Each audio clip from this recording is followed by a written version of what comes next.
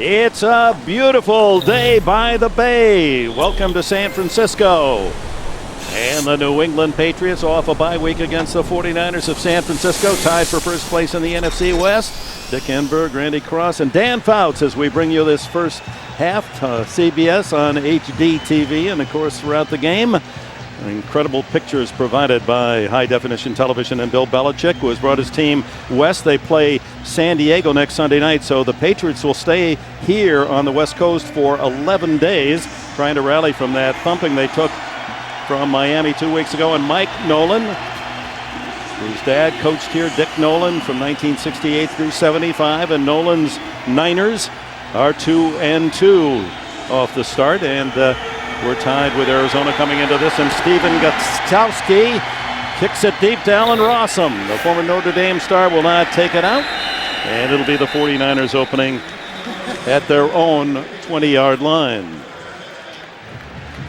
So out comes J.T. O'Sullivan. Swag is his nickname, although he's played little in the NFL until this year. A very confident, bright young guy, played his college ball at UC Davis. You'll see in a hurry he has an extremely quick release, and that caught the eye of Mike Martz, the offensive coordinator, during the training camp. O'Sullivan hitting 61% of his passes. You saw the negative side of O'Sullivan. He's held the ball perhaps longer than he should at times. He's been sacked more than any quarterback in the league, 19 times. Frank Gore, who leads the NFL in total yards from scrimmage. Number 21 is the tailback.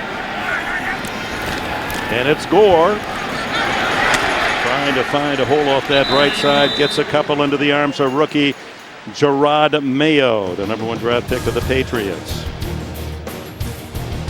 Joe Staley, the number 1 pick from Central Michigan, on that left side of the offensive line of the 49ers. Snyder, Heichman, Rocky, and Sims. Johnson, Gore, Kesey, Davis, and Bruce in the skill positions. Isaac Bruce, that's right, the former St. Louis Ram, one of the great pass catchers of all time. Second down and long. The tight end and Delaney Walker in motion.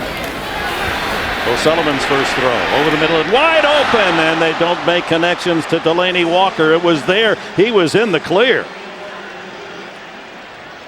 He was just one of the guys in the clear, Dick. Brian Johnson also was wide open on the play. Brian Johnson's going to come up here. Walker will come across the side from that tight end position in the right slot, and he is wide open. And with his speed, he's gone, because there was nobody deep for New England on that crossing route. The ball was thrown a little bit high, but you know, as quarterbacks say, you got to make that catch. You get both hands on it like that. Especially those tight ends. He and Davis. Mike Martz thinks he's 2 of the fastest receivers they got. Faster than the wide receivers, Martz explained. Third down and long. On the scramble, O'Sullivan. No help there, so he has to dump it into the sidelines, and the 49ers are 3 and out. Jarvis Green applying the pressure, and the Patriots a good start defensively. That was not the case 2 weeks ago in their last game. It's Warren, Wilfork, and Seymour up front, and their 3-4 set. Bray Bull, he just plays year after year, doesn't he, and plays well. And Brewski, the well-known veterans in the defensive linebacking core. And very quickly you had a look at the deep 4, the long punt to Kevin Falk, and Falk to the 30, the 35, tripped up at the 37-yard line. Good booming boot by Andy Lee, the punter. And here comes Matt Cassel. Cassel, of course, for the injured Tom Brady. Played his college ball, well, you could say that play briefly at Southern California behind 2 Heisman Award winners, Carson Palmer and Matt Leinart, and then behind one of the great quarterbacks of this era, Tom Brady. He wears number 16, the same number as Joe Montana, his idol. Here we go, fellas, here we go. Now the Patriots' first opportunity. Give it to Kevin Falk, and Falk burrows his way across the 40-yard line. Lawrence Maroney now comes into the backfield for the Patriots. Light, Mankins, Coppin, they all made the Pro Bowl. Yates and Kazur on the front 5 for the Pats. Randy Moss wants more balls thrown to him, don't they all? Maroney, Watson the tight end, Gaffney And the slot machine, Wes Walker, who set a Patriot record a year ago with 112 catches, working out of that slot. On second down, Cassel's first throw complete to Welker, and Welker spins to the 47 right at the sticks. San Francisco defensively are aligned with McDonald, Sopoaga, Franklin, and Justin Smith starting his 112th consecutive game. The veteran Spikes with the brilliant Willis in his second year, and Harrelson are the linebackers. And in the back four, Clemens, Lewis, Roman, and Harris. Those two cornerbacks have 60 interceptions between them and 37 forced fumbles. Play action for Cassel. He wants something deep, but he's hit as he throws. Intercepted. It's Takeo Spikes, the veteran linebacker, to the 45-yard line. So the first turnover as Cassel hit as he tried to deliver the ball, and Spikes as he did a week ago in the right place at the right time for San Francisco.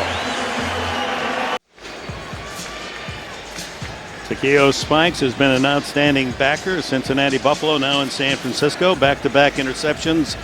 Had one in the last game, 14 in his career.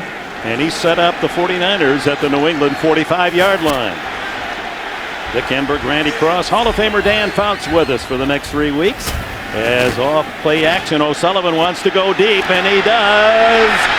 Incomplete. No, it might have been intercepted on the carom and on his flat of his back. It's picked off by the rookie, Brandon Merriweather. Well, that's just that's a little bit of athleticism and a whole lot of gravity trying to hit Delaney Walker deep. JT O'Sullivan, Dan, puts that thing up for grabs and then just drops straight down. Yeah, but Delaney turned around his whole body. Instead of running to the ball, he stops, turns around, and tries to make the play like an outfielder. What concentration by Merriweather. That's his second interception.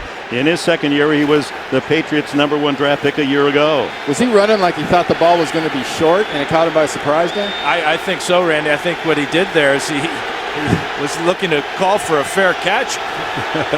Didn't tell Merriweather he was open. So they trade interceptions, and Cassel, no harm done, starts at the 4-yard line, and Maroney with a call gets out to the 7 or 8 for New England.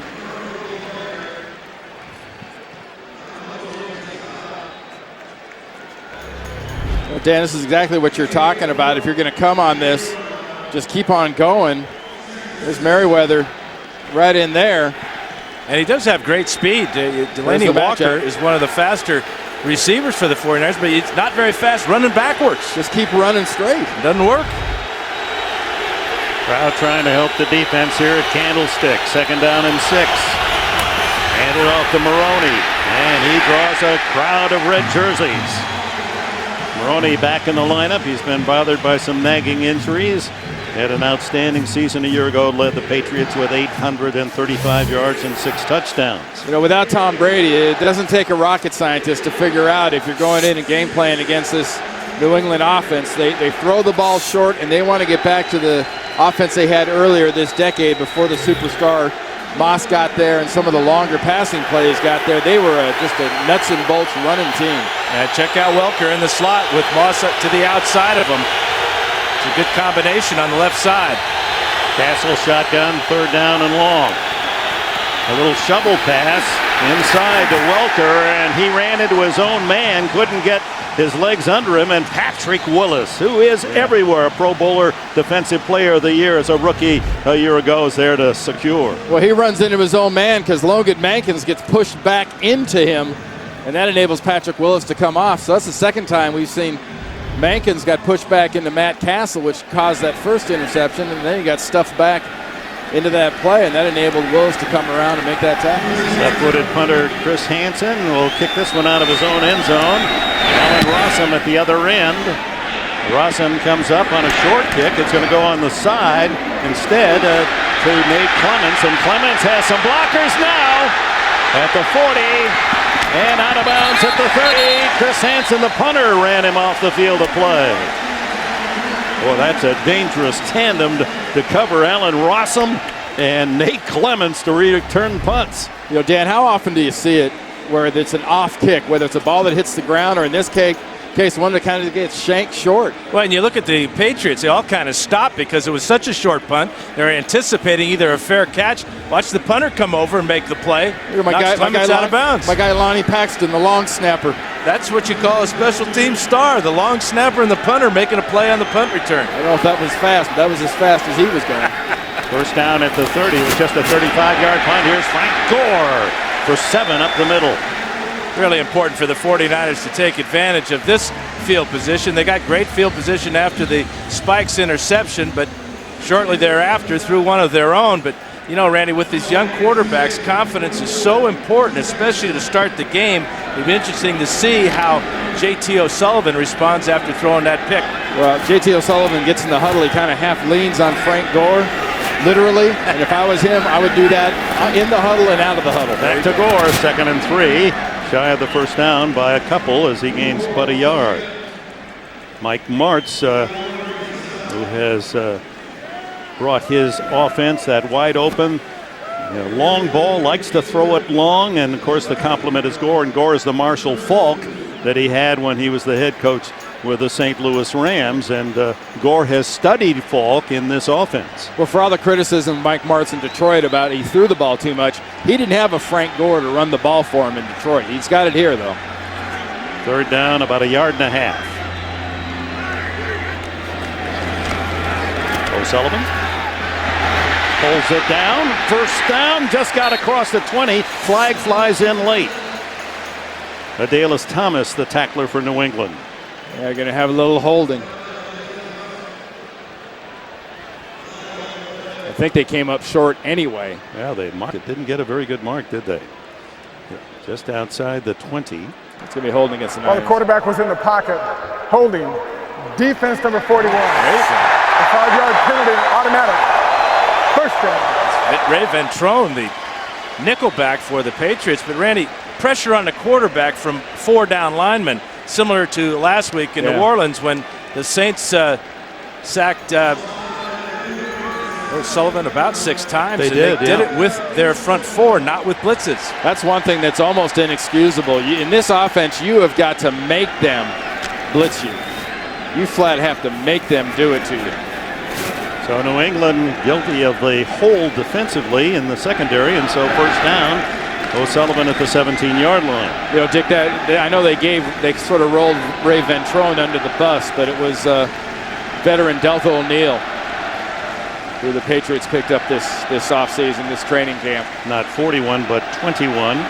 2-time Pro Bowler who played here in the Bay Area at the University of California. So should I apologize to Ventrone's family then? No, but he's kind of like an offensive lineman. When you're a special teams guy and a backup at that many positions, they say your name, it's a good thing. Expect him on the field. Even when it's a bad thing. At least you get proof you're in the game. Penalty yards marked off from the spot where O'Sullivan went down, so it's a first down just outside the 15. O'Sullivan hits as he throws. Touchdown! San Francisco. It goes to Gore. The wide receiver sent wide left, angles toward the post, and what a throw by O'Sullivan. Dan, what was the one pattern? We talked to Mike Martz the other day. He likes getting Gore out there, and he wants to get him on a linebacker or a defensive back that doesn't think he's got the ability to do just this. Get inside with great explosion and then reach out and catch the ball with his hands. Frank Gore with a fantastic play for the young quarterback. Lined up on the outside, had Ellis Hobbs on him, and he ran a post pattern just like a wide receiver. Left footer Joe Nedney, the veteran, pounds it through. And a 35-yard drive, or make it 30 yards in 4 plays. San Francisco, Gore, 7-0. Back in San Francisco, 7-0 49ers. This town, of course, has many famous landmarks. Coit Tower, cable cars, of course, the Golden Gate Bridge. But let's not forget 2 of this town's greatest legends. Dan Fouts starred at San Francisco's St. Ignatius High School in the late 60s. On to glory at the University of Oregon, and then later a Hall of Fame career with the Chargers. And Randy Cross, an intricate member of the 49er dynasty of the 80s, 3-time Super Bowl champion. And what really excites me is your partner today. These two guys were my idols when I was a kid. Oh, yeah. We didn't go to Central Michigan. How come your pictures were in color and mine were in black and white? Well, you know, it tells you something about the age difference between us. My wife always wanted to know what was under the beard. Now she knows. New England trailing 7-0. They start from the 32. Little screen left to Kevin Falk, and it's well read by the 49er defense.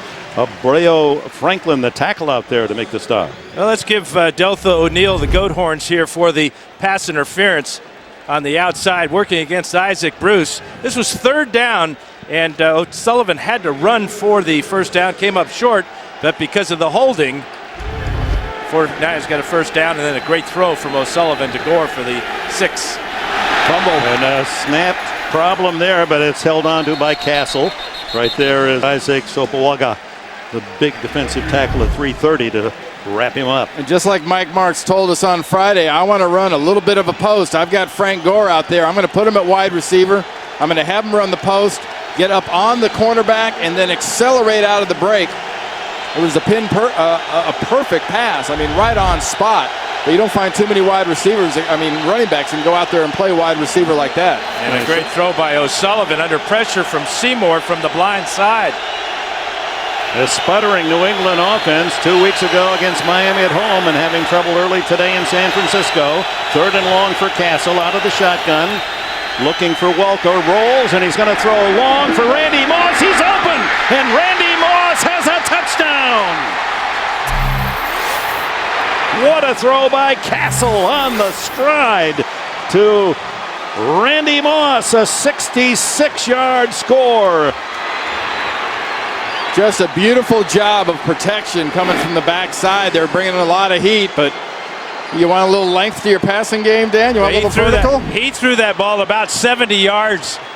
And what happened is Walt Harris, number 27, stumbles right there, and it's all over. If I'm even, I'm leaving, says Randy Moss. 6 points, Patriots. First touchdown scored by New England in this young season in the opening quarter. And they go long range, 66 yards. The extra point by Gostowski is good, and this game quickly is tied on Randy Moss's career 126th touchdown reception. Out on Candlestick Point, south of San Francisco, nearly 70,000 capacity, and Matt Cassel and Randy Moss, the longest throw in young Cassel's career and the longest New England play of the season. Gostowski kicks it down, and Rossum, 20, 30, and out of bounds at the 35. Let's go back to the touchdown throw, the connection Cassel to Moss. Just pinpoint accuracy, great length, beautiful play. I think the doctor ordered that one up or what? Back in San Francisco, where the 49ers, with the early interception by Spikes, have had the better field position, but it's tied at 7. Midpoint of this opening quarter. 36-yard line, the starting point for O'Sullivan, and he hands it off inside to Gore. Gore turns his way for 4 out to the 40-yard line. You know, Dan, you talked about if he's even, he's leaving. Well, here's where Walt Harris starts out.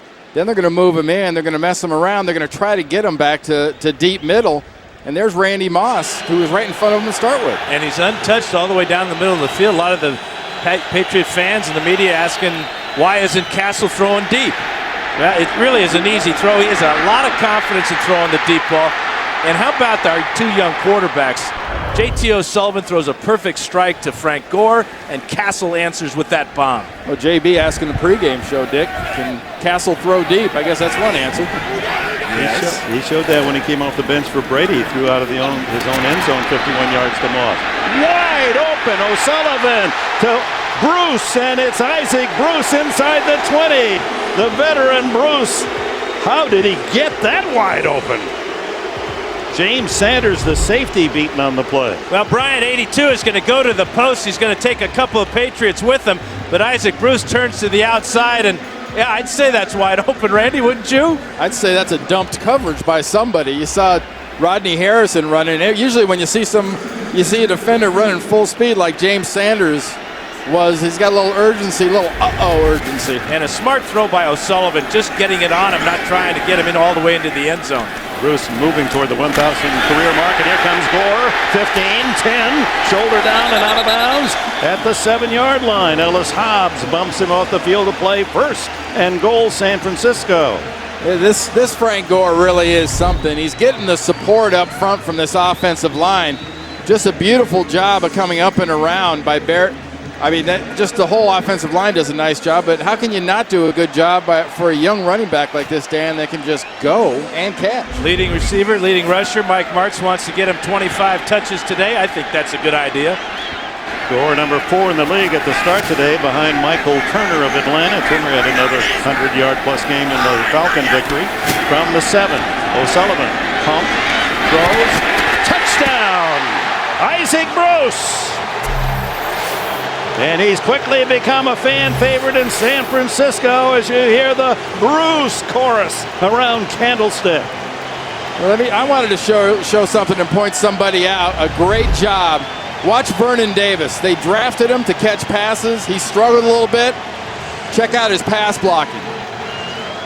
He does a beautiful job on the blind side of JT. No pressure on JT and a beautiful delivery. I guess Isaac Bruce can still play after all these years. He's putting on a clinic. There's the ball under his jersey. He's going to keep this one for good reason. His touchdown total started the season with 83 and has 3 already in the scarlet jersey of the San Francisco 49ers. Number 5 all-time in pass catches, closing in on 1,000. Isaac Bruce, he goes all the way back to the Rams when they were the Los Angeles Rams. And now late in his career, finding a place here in San Francisco. We saw him in practice 2 days ago. He was wearing number 80, his old uniform number, but a little problem with carrying 80 here in San Francisco. They gave him 88. Of course, Jerry Rice, the great 49er receiver, wore number 80. Ellis Hobbs, ever dangerous, inside the 10. Rice was spin outside, and he slammed to the turf by Delaney Walker, the tight end. Well, fans, a reminder, it's not too late to play fantasy football this season. You can play now for free at cbssports.com/fantasy. You know, guys, there's the old Niners, of which I was a part of, sort of haunt this franchise still. And the old saying is, this isn't your dad's whatever.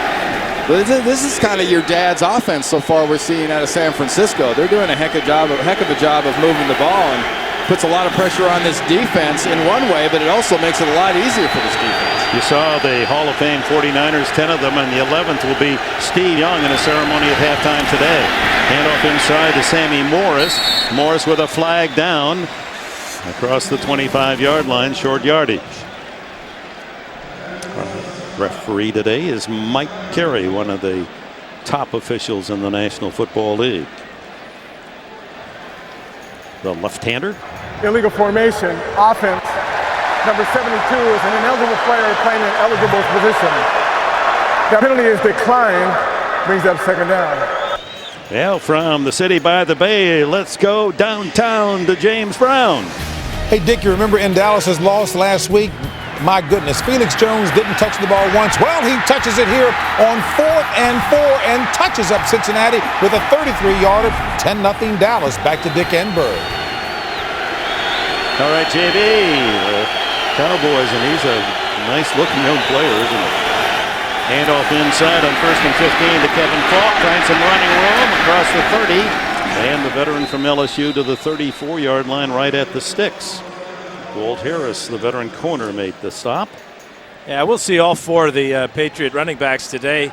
Falk got the start today, but just because of the play that they wanted to run. But how versatile has this man been for so many years for the Patriots? I would be surprised, though, to see a lot of Lamont Jordan. They kind of like his power, number 32 there. Yeah, they'd love to see Maroney be able to be the guy that can lead a game off. They've got Lamont Jordan. You know he can finish a game off just pounding the ball. And Falk is really that third down running back. I would love the matchup if you were to get him isolated on Takeo Spikes. I know Spikes has already got a big play, but if you're talking about not a mismatch, but it's a matchup you really want if you're Josh McDaniels, the offensive coordinator. Yeah, Dan and Randy, Troy Brown was such a figure with the New England Patriots. He did so much. His versatility, his quality as a leader. Kevin Falk has more or less taken that mantle now in his 10th year. He does so many things well. Such a team player, is happy going unnoticed. And kind of a combination if you add Wes Welker to that, Dick, because Welker does so many great things out of the slot. You call them the slot machine. What a great nickname for a guy that caught 112 passes last year. Well, the lead mantra in New England is versatility. And if you're versatile, you've got a role in this offense, and no one's more versatile than Kevin Falk. He picked up the first down at the 34.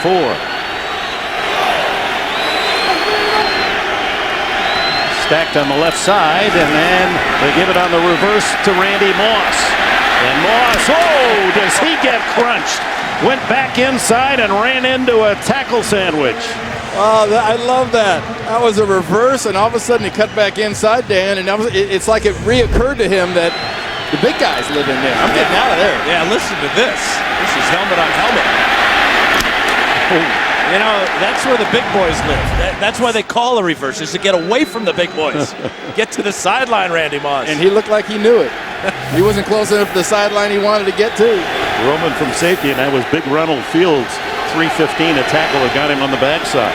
Morris now the running back. Sammy Morris has a hold-off tackle, and he's into San Francisco territory. Nudges it into the 49-yard line, and a first down. Now there's an example, the last 3 or 4 plays of the versatility and the contrast between a Falk, between a Maroney. You've got a Jordan, you've got a Morris. They all have a little bit something different, but besides Falk, they all bring this kind of slam at the end, Dan.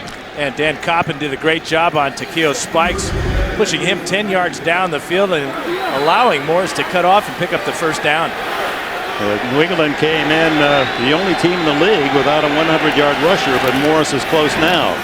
Back to Morris, hit in the backfield, struggles to get to the line of scrimmage and accomplishes that into the grasp of Takeo Spikes. There are the 4 runners for New England.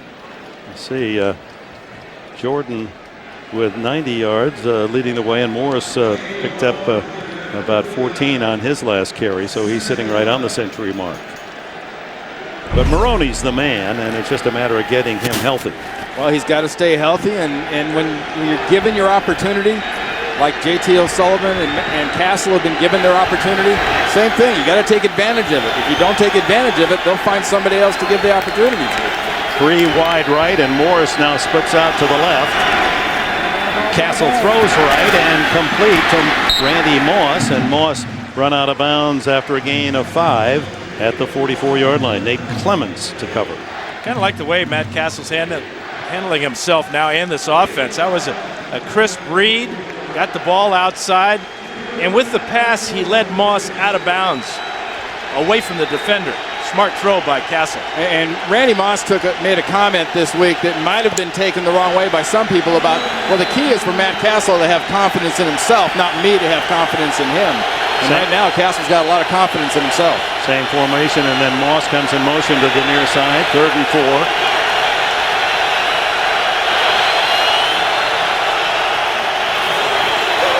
Cassel chased out of the pocket, and they've got him for the sack at the 50. That'll bring up 4th down and bring in the punt team for New England.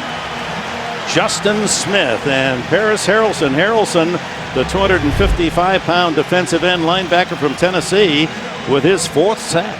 But when you effectively stop this offense for New England, you do what the Giants, quote-unquote, gave the blueprint for, and that's you press the pocket. Not so much from the outside, you press the entire pocket back into the quarterback's lap like that. Hanson back. Rossum stands at his 12. Final minute of the opening quarter. Booms this one. It's going to go into the end zone. And the touchback will bring it out to the 20-yard line. San Francisco with the lead. Look at that, at the 49, second mark of the opening quarter. NFL.com's your source, fans, to play the new NFL Playbook Challenge and NFL Touchdown Challenge fantasy games. They're fun, they're free, they're easy, and you can start it anytime. Only at NFL.com/fantasy. You know, Dick and Dan, has anybody sort of developed the art of kicking the ball inside the 10-yard line? when you're back in that position as a punter. I mean, it was a big, long, beautiful-looking punt, but the net effect, it comes all the way out to the 20. Whatever happened to being able to place the ball and kick it out of bounds and pin an offense back? Oh, the old pooch, huh? Somebody shot the pooch. Tough thing to do. Only a 30-yard punt net, and a 5-yard penalty is pulling off the line of start. Offense number 68. 5-yard penalty. Still first. You know, going back to that sack, it was a 3-step drop, and he tried to get the ball out to Moss. The 49ers double covered him. He's got to realize you can't hold the ball any longer than 2 seconds on a 3-step drop. You either have got it or you throw it away, and you save the yardage. Yeah, and the same thing goes for J.T. O'Sullivan. No one's been sacked more than him. And I know you've got to hold the ball to get the ball down the field, but he's really got to know when he's got to get that ball and throw it out of bounds. 1st and 15, O'Sullivan, he goes up on top. Incomplete to Brian Johnson. Ellis Hobbs, good coverage on the corner for New England. Well, now there's a good example. You look sometimes at this offense, and you see the receivers aren't even really looking for the ball. In that case, I don't think Brian Johnson really ever had a clue that J.T. O'Sullivan had thrown that thing where he had thrown it. Well, it comes down to trust between the receiver and the quarterback and timing. And this is a timing type of offense that wants to get the ball down the field. So they're still working out the kinks, if you will, and that was a pretty good example that time. So Mike Martz, who has orchestrated this offense, started back with Don Coryell, Sid Gilman. O'Sullivan dumps it off to Gore, and he's out to the 22, where it'll be 3rd down and 8. Dan, how long does it take to develop the skill of throwing into various places? You know, Mike Martz is a guy that wants to throw it way down the field, obviously. And way down the field is a great concept that everyone can grasp, but that throw into the back shoulder, a long pass like the one J.T. O'Sullivan threw, your receiver knows you're going to throw it short. You're not going to throw it all the way over the top if the guy's running right with you. How long does that take? Well, a quarterback has to make a judgment as he looks at his receiver. What's the relationship with the defensive back? If they are even and they have about the same speed, that's when you want to throw that to the back shoulder. And that's the end of the opening quarter. San Francisco 14, New England 7. And we'll return to San Francisco after these messages. You're watching the NFL on CBS. Ready for the second quarter with Randy Cross and Dan Fouts. Dick Enberg. You see it's 64 degrees, a very pleasant day. Look at that wind, 8 miles an hour. It qualifies as a mild zephyr for Candlestick. That's not even a wind here. You played your high school ball, Dan Fouts, in this city, and you don't get many days like this. Especially at Kezar. 3rd down, 9 as we open the second quarter. 49ers with the lead. O'Sullivan throws incomplete. Just missed connections with Isaac Bruce again. So the punt team out. We talk about timing, and the timing was almost perfect on this pass. J.T. O'Sullivan let it loose before Isaac Bruce gets his head around, and it's just that close. In the future, they will make that catch with ease. And that's probably what, a yard of coming out of your break? Or throwing it a split second too soon. Andy Lee to punt it. This one's going to bounce laterally and then takes a little San Francisco kick and dies at the 34-yard line. That's where New England, Matt Cassel will put it in play, trailing by 7. All 3 scores on touchdown passes, 14-7 San Francisco here at Candlestick Park. We're pleased to have Dan Fouts with us, the Kenberg and Randy Cross. Well, the kind of game that you enjoy. Throw that ball, chunk that ball. Are you kidding? I love the way Martz attacks the entire field. Not just sideline to sideline, but goal line to goal line. He's going after it.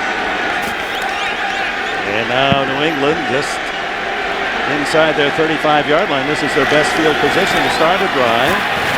And driving off left tackle and being pushed forward, Lamont Jordan. Tough to bring the big man at 230 pounds down. He played across the bay in Oakland last year and led the Raiders. Actually, did not lead them. Led them 2 years ago with 1,000 yards. Well, Dick, he gets by the defensive line. Not much in the way of tackle help there. Then you get Takeo Spikes and you get Patrick Willis in there trying to make the tackle, and it's a lot easier pile to start trying to move if you're talking about safeties and linebackers than if there's a defensive tackle or defensive end involved. 2 tight ends on 2nd and 1. Right back to Jordan, and he's right at the yellow line. Jordan, who was released by Oakland in July and picked up by New England. Number 2 draft pick by the Jets back in 2001. Reminder, Saturday, what a day here on CBS, the Home Depot SEC on CBS, a day-night doubleheader. First, you'll see Tennessee visit Georgia, and then in prime time, the LSU Tigers and the Florida Gators. All begins with TIAA Cref College football today live at 3 Eastern, noon out here in the West. First down for Jordan on a couple of carries. And here's Cassel looking deep downfield, and he pumps a long one, looking for Moss, intercepted. Nate Clements, and then he's tackled at the 3-yard line by Moss, and Moss saved a lot of yardage with that defensive play because Clements was winding up and looking for a big return. Well, the net effect on that, guys, I guess it's a nice punt, but we now know how far he can throw the ball, and it's about 5 yards.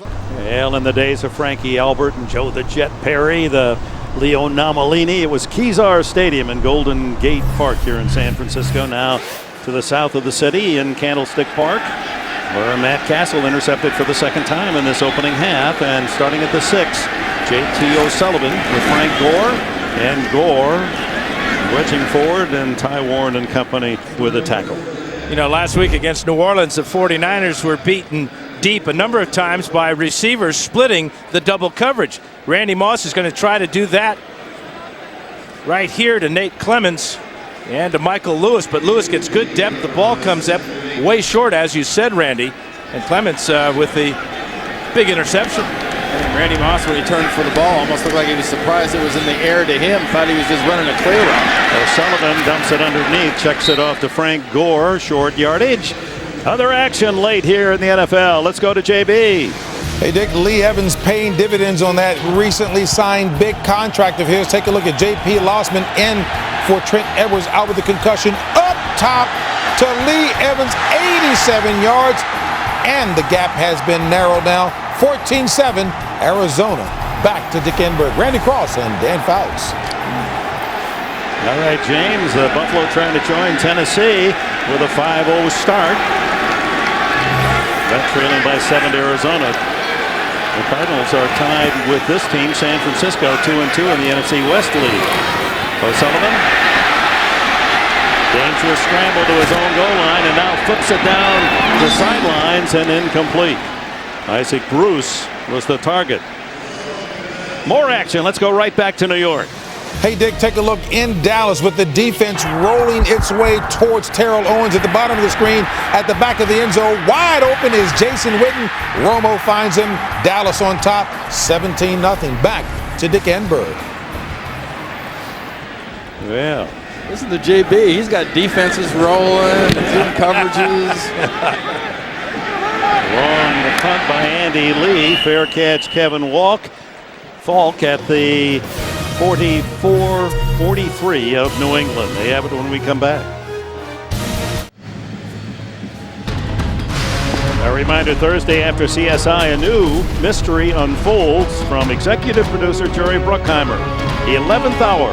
See it from the very first episode, premiering Thursday at 10/9 Central on CBS. Here at Candlestick Park, welcome back. 11:38 remaining in the second quarter. New England with the ball, trailing San Francisco by 7, and good field position at the 43. Really important, Dick, for this Patriot offense to try to get this running game going and get San Francisco out of some of these fronts and looks they're presenting. Cassel to throw on first down, and it's the slot to Wes Walker. Kind of that's a favorite pattern of old Bill Walsh, wasn't it? You come over the middle and you cut and go back outside. A little arrow move by Welker. He's so quick, and he's so tough. Not a very big guy, but had a great career at Texas Tech where he did just that, working the middle of the field. Best in the game doing just that. And this has been an offense over the last couple of years, especially last year. Unbelievable yards after catch. You saw that last graphic. The Cassel pass has not hit the ground yet. On first down, or on second and short, it's Jordan very close to the first down, but Takeo Spikes, the Auburn veteran of 11 years in the league, there for the stop. Are you wondering why we're not seeing any Maroney? Is it his shoulder? Did not play 2 weeks ago. Well, he carried the opening play of the game, and we haven't seen him really very much since then. And we're not actually seeing too much of a dominant performance from this offensive line either. Mike Vrabel is in the lineup offensively, and you all know about him. Every time they throw to him, it's a touchdown, but this is out at midfield. Give is to Lamont Jordan, and he has the first down at the San Francisco 46-yard line. Well, when you see in this situation in the field, you see Heath Evans and you see Mike Vrabel. They're not in there to practice their catching, to remove their gloves and see if they can get another touchdown. They're in there to bang foreheads, and it's something that this offense needs to do just a little bit more of against the San Francisco defense. Yeah, Maroney's got 3 carries for just 8 yards. Jordan stays in at running back. Moss way out to the right. And the handoff to Jordan. Hit at the 45. Good tackle by Abreu Franklin. 317-pound defensive tackle. You know, Dan, we've seen some big plays today, but the fall off in this offense, and it's obvious, the MVP is down, and so is this offense. And the toughest thing is we have an injured Patriot down on the field after that carry, and it's Lamont Jordan. So you take the power of Lamont Jordan out of this offense, and the Patriots will have trouble running the ball today. He did just as he made his cut. He looked like he had it right there, and then the hit by Franklin. We'll be right back. And welcome back to San Francisco. It's 2nd and 9 at the 44. Jordan limped off for New England. Cassel pumps it and throws. What a try, and Welker unable to come up with a ball, but he had his hands on it for a moment. Let's go back to Lamont Jordan as they attend to him on the sidelines. You just take a look at that right foot. You see it just sort of drops. He stops moving his right leg. It's not caught in a pile or. Yeah, and it's hard to tell if it's a pulled muscle or an Achilles problem, but he did limp off, and this is a serious conversation they're having on the sidelines right now. Well, at this distance, this is Kevin Falk's time in the game, 3rd and long. Ball to the right of Cassel in the shotgun. Cassel over the middle, complete to Gaffney. And he's inside the 35-yard line. Jabbar Gaffney's first catch today. You know, Jabbar Gaffney, Dan, he's one of those guys that you have a backup quarterback in the game, and you see that the backup quarterback sometimes has better chemistry with the guys that he works with the most anyway. I mean, yeah, that's a good point there. Spent a lot of time in the preseason and practice throwing to this guy. Yeah, and even working against the regular defense, you're always working different routes, and that was a good example of the timing between Cassel and Gaffney. Gaffney, a second-generation NFL player. His dad, Derek, 8 years with the Jets. Lawrence Maroney now in, and first down. He gets the call. Inside the 30 and battles to the 28. Gain of nearly 6 on first down. Ray McDonald, a defensive end from Florida, in on the stop. Hey, have you noticed, guys, the one name we haven't called a whole heck of a lot in this defensive effort so far for San Francisco is Patrick Willis, the linebacker. It seemed like he was everywhere the last couple of weeks, and he's not getting in on that many tackles. You got to give some of the credit to the fact that that offensive line really is keeping a pretty good eye on where he's at. D. Willie, number 52. Ray Lewis, his idol. Where's that number? Maroney again. Down to the 25, a yard shy of the first down. Sopoaga and Smith collaborate on the tackle. Now here is an example of what happens when you don't hear a linebacker's name a lot. Watch Matt Light, the left tackle, number 72, come off the ball here. Right bang. Right into Willis, knocking him on his backside and then falling on him. That's a pancake. That'll keep you off the tackle charts. Yeah, that'll embarrass you if you're a linebacker. 3rd down, a yard and a half. Light, who blocked for Drew Brees at Purdue in his career in college. Back to Sammy Morris, and Morris drives to the 15-yard line. Sopoaga chasing the play finally hauls him down, and it's a impressive drive by the New England Patriots as they look for a tying touchdown. Heck of a job that left side with Evans and Ben Watson, who's basically a receiving tight end. That's like Josh McDaniel didn't like that interception. They're taking the air out of the ball on this drive and just keeping it on the ground. And as you said, Randy, keeping it to the left side, Matt Light's side, and picking up huge chunks on the ground. Yeah, Light again getting on Willis, and Timeout. Takeo Spikes got a timeout there. He saw something he didn't like to that defense. Here's a part of the field that Josh McDaniels and this offense in general wants to see Matt Cassel really mature in how he handles these red zones, don't they? Well, they've just been miserable in the red zone. And really just getting the ball in the end zone at all. Just 5 touchdowns so far this season. 3 passes, 2 rushes. Just 2 touchdowns in the last 9 appearances with Cassel at the controls. That's miserable. And part of that goes back to the running game, guys. I mean, it's one thing to say you've always got to be able to carve them up with that passing game, but it's always been such an advantage for this New England offense to have that hammer in the backfield. The other side of the coin, the San Francisco defense has been very good defending the red zone. Just 5 touchdowns in 15 opponent drives. First down from the 16. Cassel. Ooh, dangerous out to Sammy Morris. And Takeo Spike saw that one coming, and it was eyeing a second interception.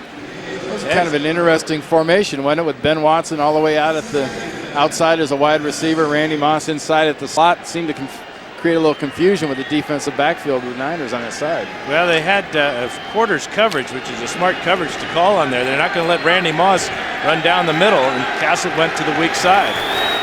11th play of this drive for New England. On the ground, Kevin Falk.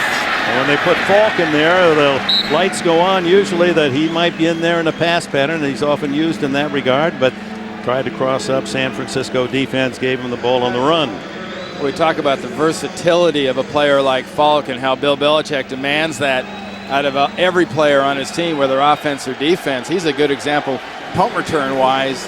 He comes into the game with a great punt return average so far this season. And with his 10 years of experience, he has more than the 4 guys behind him in punt returns. 3rd and 6.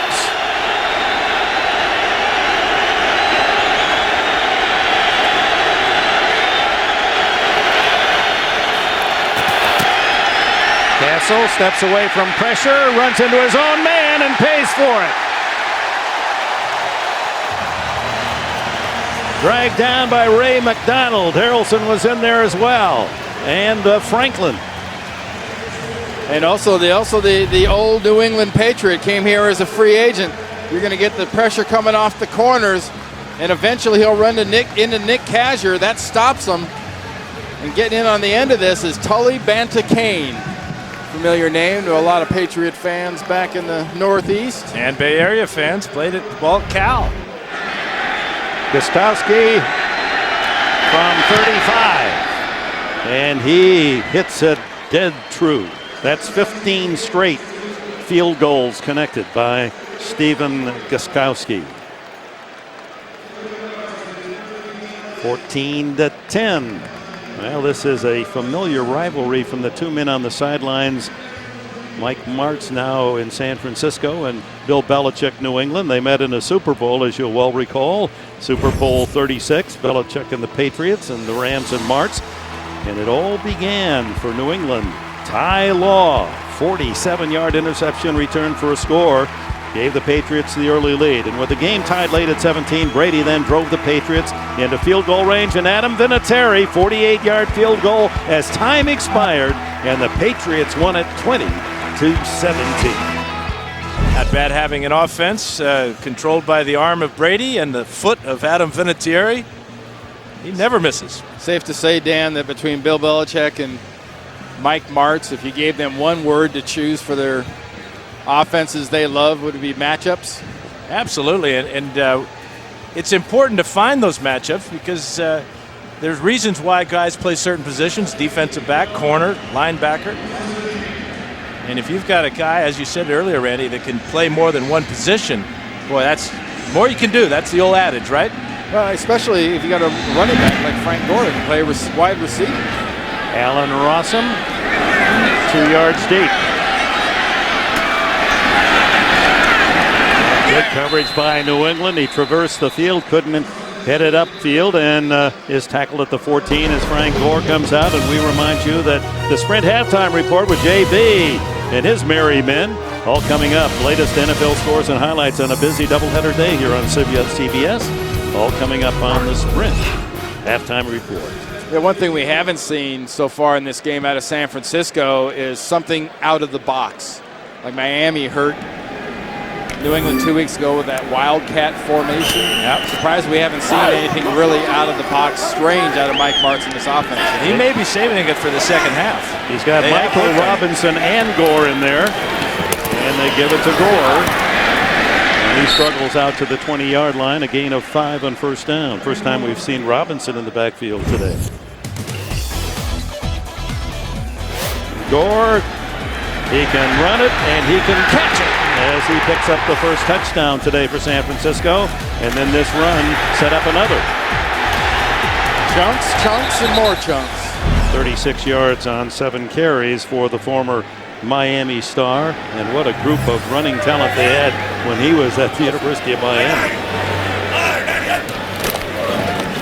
On 2nd and 5, second effort gets him a yard and a half from a first down. Just to follow up on that point, when Gore was a freshman with the Hurricanes, they had in the huddle, if they wanted to put him there, Gore, Clinton Portis, Najee Davenport, and Willis McGahee.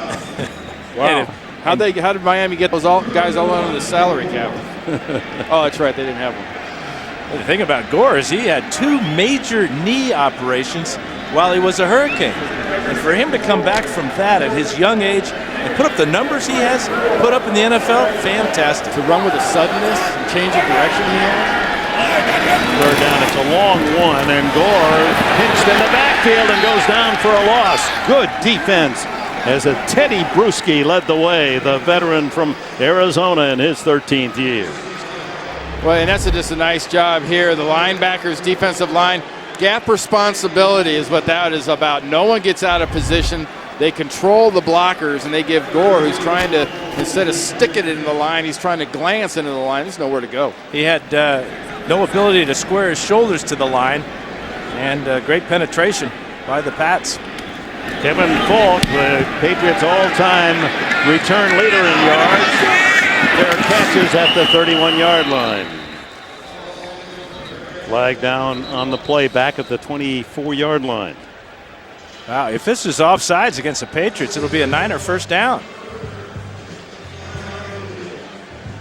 Quizzical expression on Matt Cassel's face as Mike Carey announces it is against San Francisco, a legal man downfield.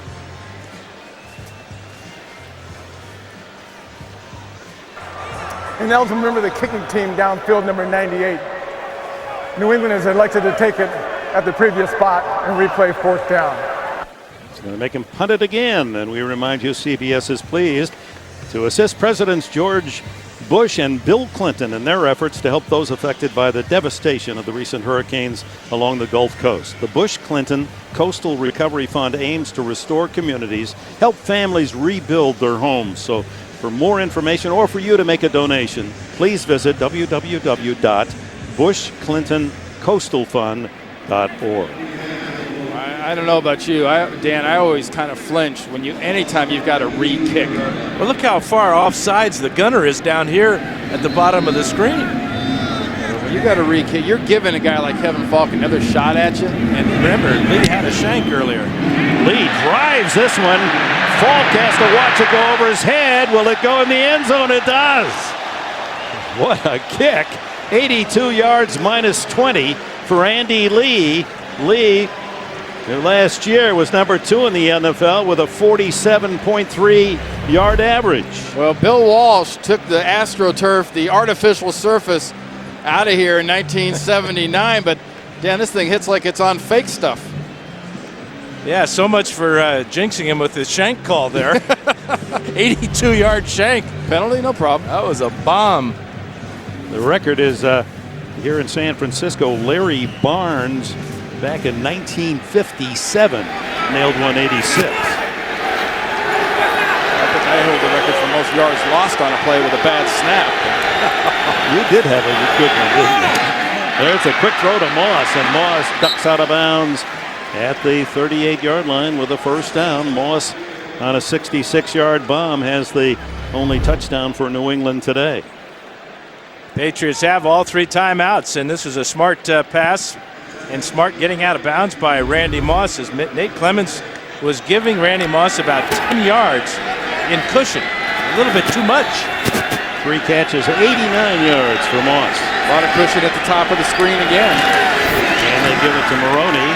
And Maroney struggles to the 40. Michael Lewis came up from his safety spot to make the hit. Dan, how much is too much when you look at cushion on a receiver like Randy Moss? You know a guy like that can run right by you. I mean, Gaffney can do that, so can Will. I think the 49ers secondary may be a little gun shy, having the Saints run by him last week, and then Moss with that bomb earlier in the first quarter.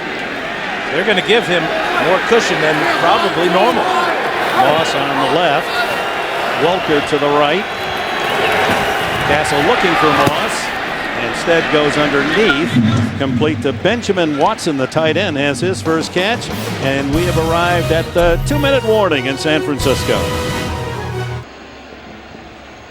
Testimony to Tom Brady's brilliance and what the Patriots missed this year. Look at that, 90 points he scored in the final 2 minutes of the first and second half a year ago, 90 in the final 2.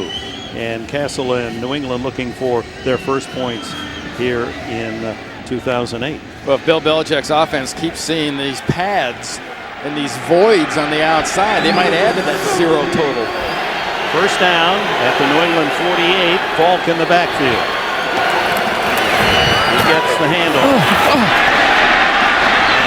Wiggles his way to another first down at the San Francisco 41. Nate Clements makes the tackle. Yeah, we always talk about these situations as a hurry-up offense. Defense has got to keep their poise too, Dan. And they've got to take a deep breath too, because it's harder to play defense than offense. Oh, wide open up the middle, so Cassel slides to the 35, and a gain of 6 on the play. Cassel, who was an outstanding high school baseball catcher, hit .450 his senior year, and is from a family of baseball players. 2 of his brothers, professional pitchers. One with the Houston Astros this year for some time, Jack. At the time, underneath the Welker, seemingly always open to the 28-yard line. Move the chains again. That is the key. Move the chains and use your timeouts. As we're just about to the 1-minute mark. 30 seconds. Belichick still with 2 to use. Don't forget, folks, on this busy NFL day, we'll bring you up to date at the Sprint Halftime Report. All the scores and highlights. JV and the gang back in New York, coming up on the Sprint Halftime Report. I just want to be sure of something, Dick. I think I just heard a Hall of Fame quarterback say that it's harder to play defense than offense. Physically, not mentally. Physically. Oh, okay, just physically. We know mentally it's very easy to play defense. You just go and tackle the guy with the ball. Okay, that's much better. I'm glad I asked you that question. I was a little concerned. I didn't know I had it so easy all those years. Did you ever play defense? When was the last time you lined up on that side of the ball? Well, I threw 242 interceptions, Dick. Does that answer your question? 242 times. Hall of Famer Dan Fouts joining us here in San Francisco today. He'll be with us for the next couple of weeks. First down, New England. They trail by 4. Down to the final 64 seconds of this opening half. Huge void in front of Moss.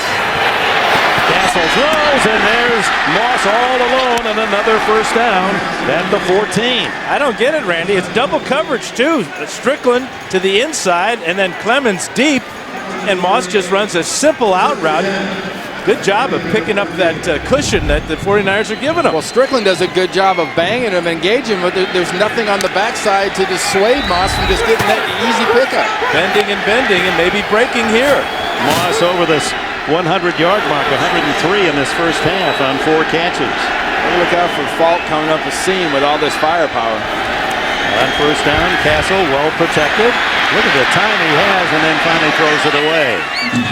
He was looking for Benjamin Watson in that corner of the end zone. How about the top of the screen? Watch Randy Moss. He's in the slot. And I realize he's not looking that way and it wasn't designed to go that way, but they did sort of just let him run. Yeah, and I would make sure that he was ready on every play, because down here at his height and his ability to go up and get the ball in the air, man, let him get shot at. Look at the pad. Clemens not even in the shot, not even on the screen. That's Watson, the tight end, in motion, and then they give it to Falk up the middle. And Falk to the 10, the 9, perhaps, before tackled back to the 10. As coming up from the secondary, Donald Strickland.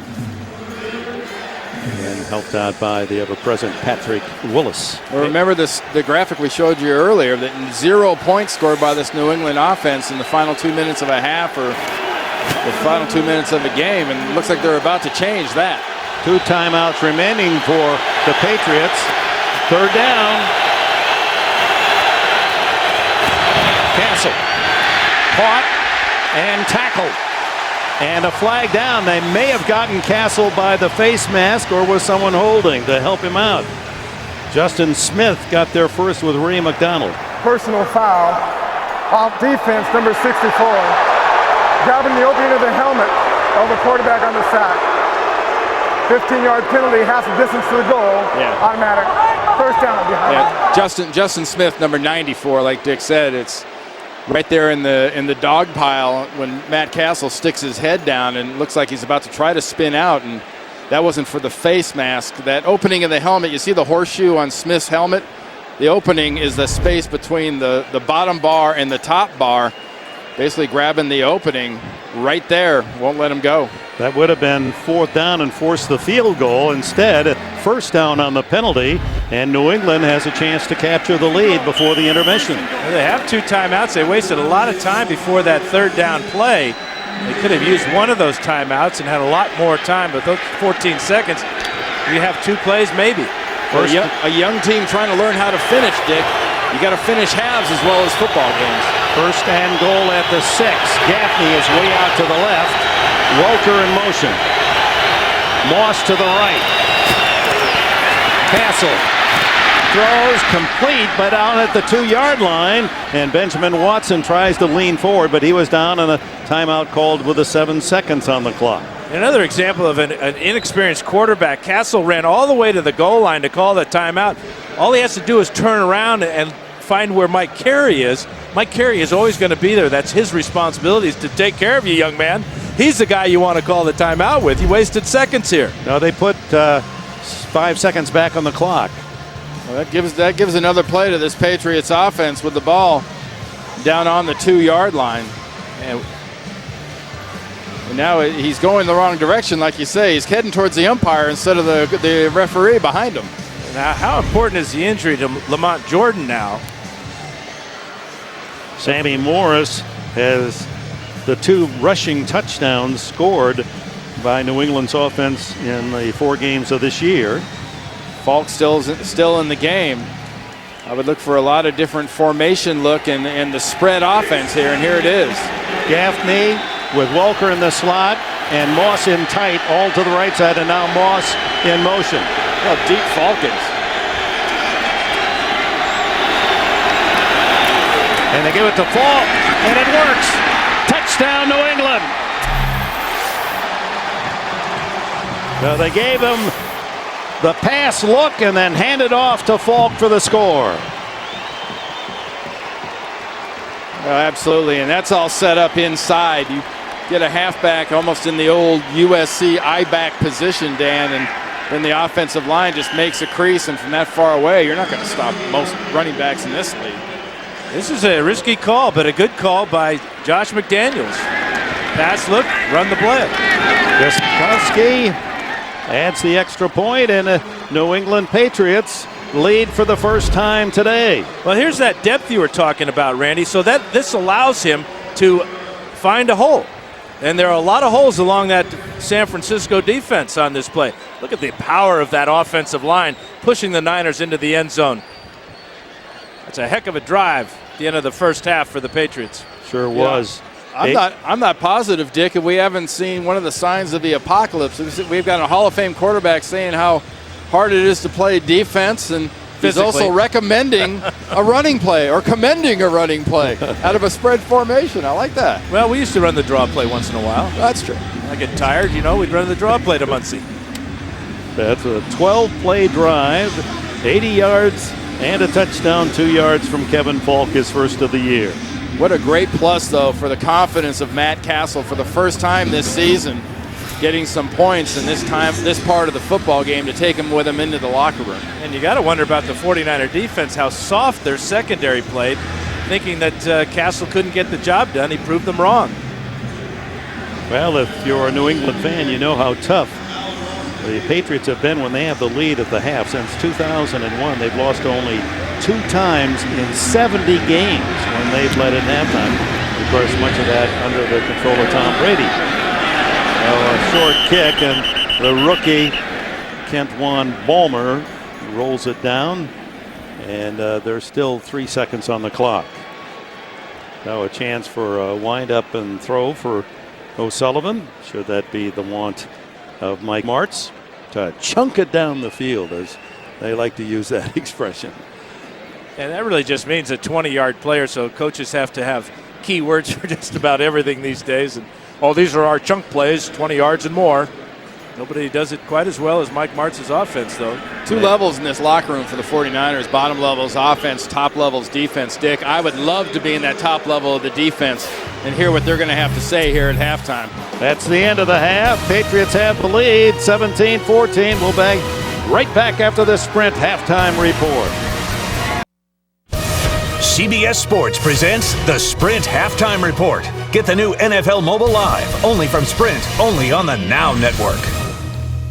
And welcome back to the Sprint Halftime Report. I'm James Brown with a look at the scores from the early games here in Week 5. We start with Tennessee improving to 5-0 with a 13-10 win over the Baltimore Ravens. Tennessee with 10 points in the fourth quarter, their 8th straight win for the Titans. Meanwhile, the Indianapolis Colts, boy, talk about a happy birthday present for Tony Dungy.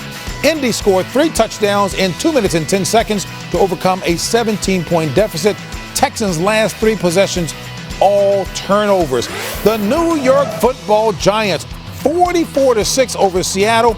Biggest Giants win in terms of margin of victory since November of 1972.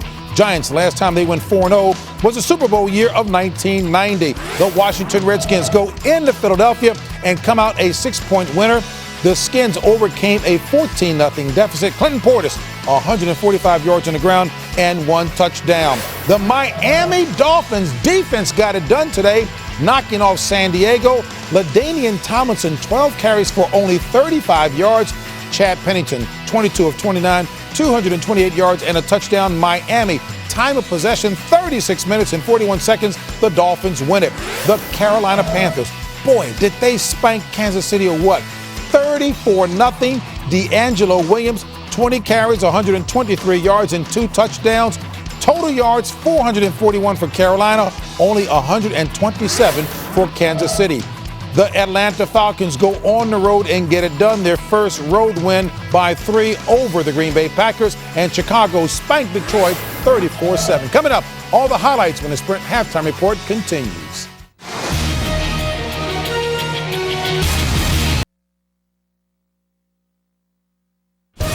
CBS Sports presents the Sprint Halftime Report. Get the new NFL Mobile Live, only from Sprint, only on the Now Network.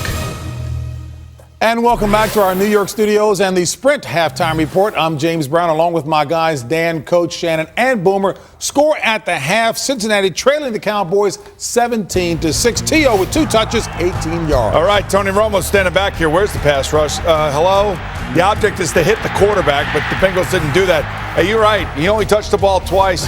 Not unhappy. Adrian Wilson's going to come in here untouched, and he's going to hit Trent Edwards. Ouch. He was knocked out with the concussion. J.P. Lossman had to come in for him. But the story of this first half has been that Arizona offense, 6 for 6 on third down. Kurt Warner, 21 of 26, 24-14 at the half. Hey, and Matt Cassel, this is what they're looking for from the young guy. He had 2 interceptions early, but then he hits Randy Moss, 66 yards for a touchdown. That ties the game. Then with 7 seconds left, Kevin Falk, 2-yard touchdown run, putting New England up 17-14. Yeah, we thought there'd be more points scored than this, guys, but it's not. Ebenezer Ekubon sacks Brian Griese. 6-6 at the half. Third quarter, Tampa has the ball. Nothing. Dan-O, Titans and And Raiders. Gary Collins, he struggled all day, 2 picks, but he hits this game-winning touchdown to Algie Crumpler. Tennessee are 5-0 in the AFC. Starting for a sick Matt Schaub, Sage Rosenfels is going to turn the ball over here. Gary Brackett picking it up. One of Houston's 3 turnovers in the last 4 minutes of this game. It's going to lead to this game-winning catch by Reggie Wayne. Unbelievable play right here. Great comeback, 21 straight points. Talk about it, guys. Just needed to make a big play, you know. When I got the ball, picked up the fumble, I was just thinking end zone. Guys had a great game, and couple mistakes cost us, and you know, I made those mistakes. Eli Manning was 19 of 25, 267 yards as part of a 523 yard total. 44-6, Seattle do not come back easy. How about the Redskins? They get down 14-0 in the first quarter, and they come roaring all the way back. Clinton Portis, 29 carries, 145 yards, 1 TD. They go to 4-1. Doing it in Philly, boom. And Ronnie Brown, another big day, 125 yards rushing in this touchdown. Also, Chad Pennington, solid 22 for 29 and a touchdown, no picks. And the Dolphin defense shut down LaDainian Tomlinson on this 4th down and also for the game. LaDainian with only 35 yards on the ground. Carolina. Kansas City only had 127 total yards. This guy right here had 123 rushing by himself. 34-0 Carolina. Go Carolina. How about those Atlanta Falcons? Matt Ryan's 2 touchdowns. Roddy White, 8 catches, 132 yards. Michael Turner, 121 yards. Go to Lambeau Field and get a win, 3-2 Atlanta. All right, the Detroit Lions officially the worst team in football. Kyle Orton, 24-34, 334 yards, 2 TDs. They go to 3-2 after they beat the Lions. Is there a song that you don't know at all? Not very many, JB. Just make it up. Okay, go Carolina. Go Second half after this.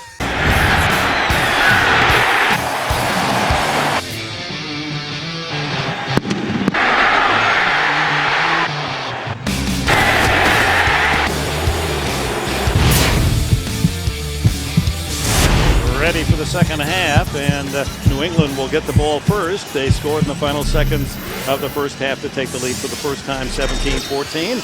And this game, of course, on CBS, brought to you in high-definition television. Well, here we are, the threesome here in Candlestick Park in a game that featured a lot of passing, and at times Cassel had his problems, and ultimately able to drive his team for the lead at the end of the half. I was real impressed with New England being able to find this running game and getting their offense together. And you've got to say, Dan, San Francisco's got a nice offense, but they can't get on the field. Well, you look at the stats, it's double almost everything for New England. And really a problem for San Francisco's 3rd down. They're 0 for 4 on 3rd down. That's why they have no time of possession, exactly half of what the Patriots have. Patriots scored on a bomb and then on a short plunge. Here's the 66-yard throw. Cassel to Randy Moss. How often have we seen Moss deep behind the defense? And then Kevin Falk, they looked for pass, did the 49er defense, and Falk with the 2-yard touchdown run for the lead. It's pretty. I think it's incumbent upon, Greg Minuski and Mike Nolan to find a way, Dan, to be a little bit more aggressive defensively, because the bend but don't break kind of soft. Not scared, but if you're scared by a dog, but it just seems like a softer style of defense than I've seen out of this team the last couple of weeks. And we'll see in a big hurry because the 49ers will be on defense because the Patriots won the toss but deferred at the beginning of the ball game. Nedney to kick it off to Hobbs, and there's no way to kick it too deep to Ellis Hobbs. He has the NFL record, remember? Last year against the Jets, 108 yards, but this one is a short kick down to Matthew Slater. And Matthew Slater, the son of Hall of Fame tackle Jackie Slater, takes it out to the 30-yard line. It's going to be a hold against the Patriots return team. Specifically, I think Sam Aiken, 88. During the return, holding by the receiving team, number 88. 10-yard penalties, 1st down.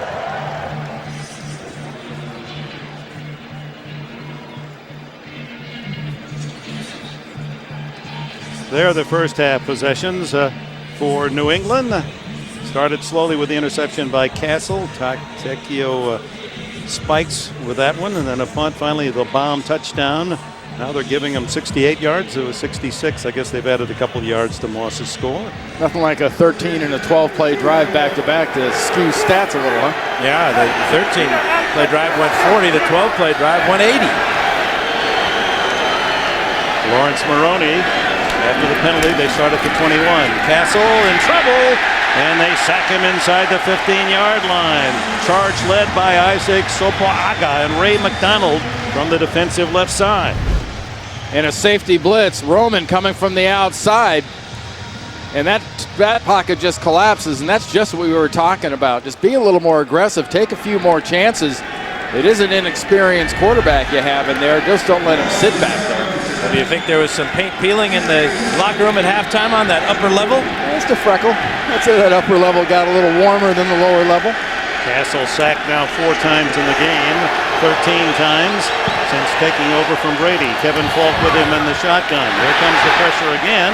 They flip it out to Falk, and a nice move to cut inside out to the 25-yard line.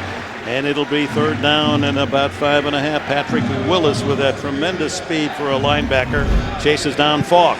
How about the job by the center, Dan Coppin, getting out in front, number 67, on spikes right there. That gave Falk about an extra 10 yards. Great effort by the center.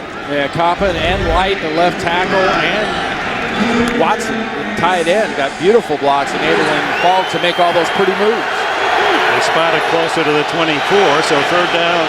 To make it, 3rd down and 6.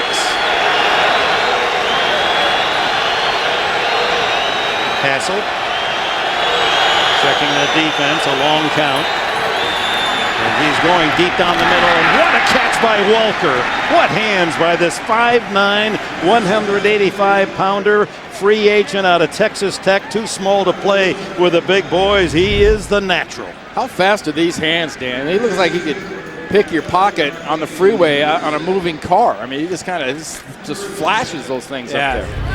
They're so strong. He's just a strong young man. I mean, you can see that he's not very tall, but a big heart and great hands. Great combination.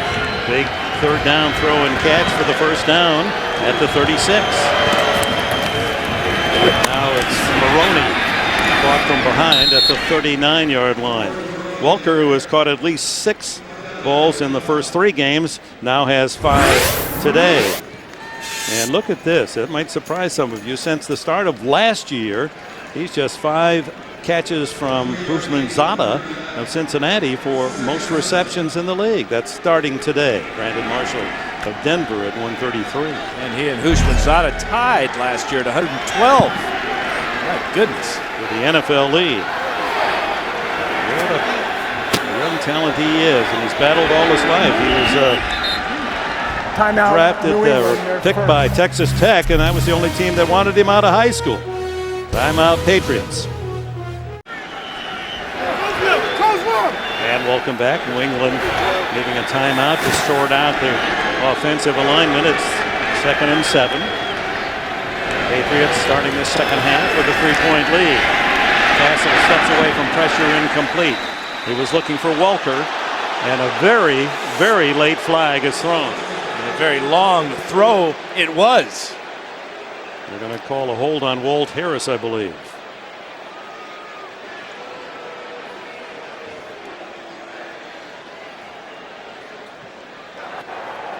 Before the pass, holding, defense number 27. 5-yard penalty, automatic. 1st down.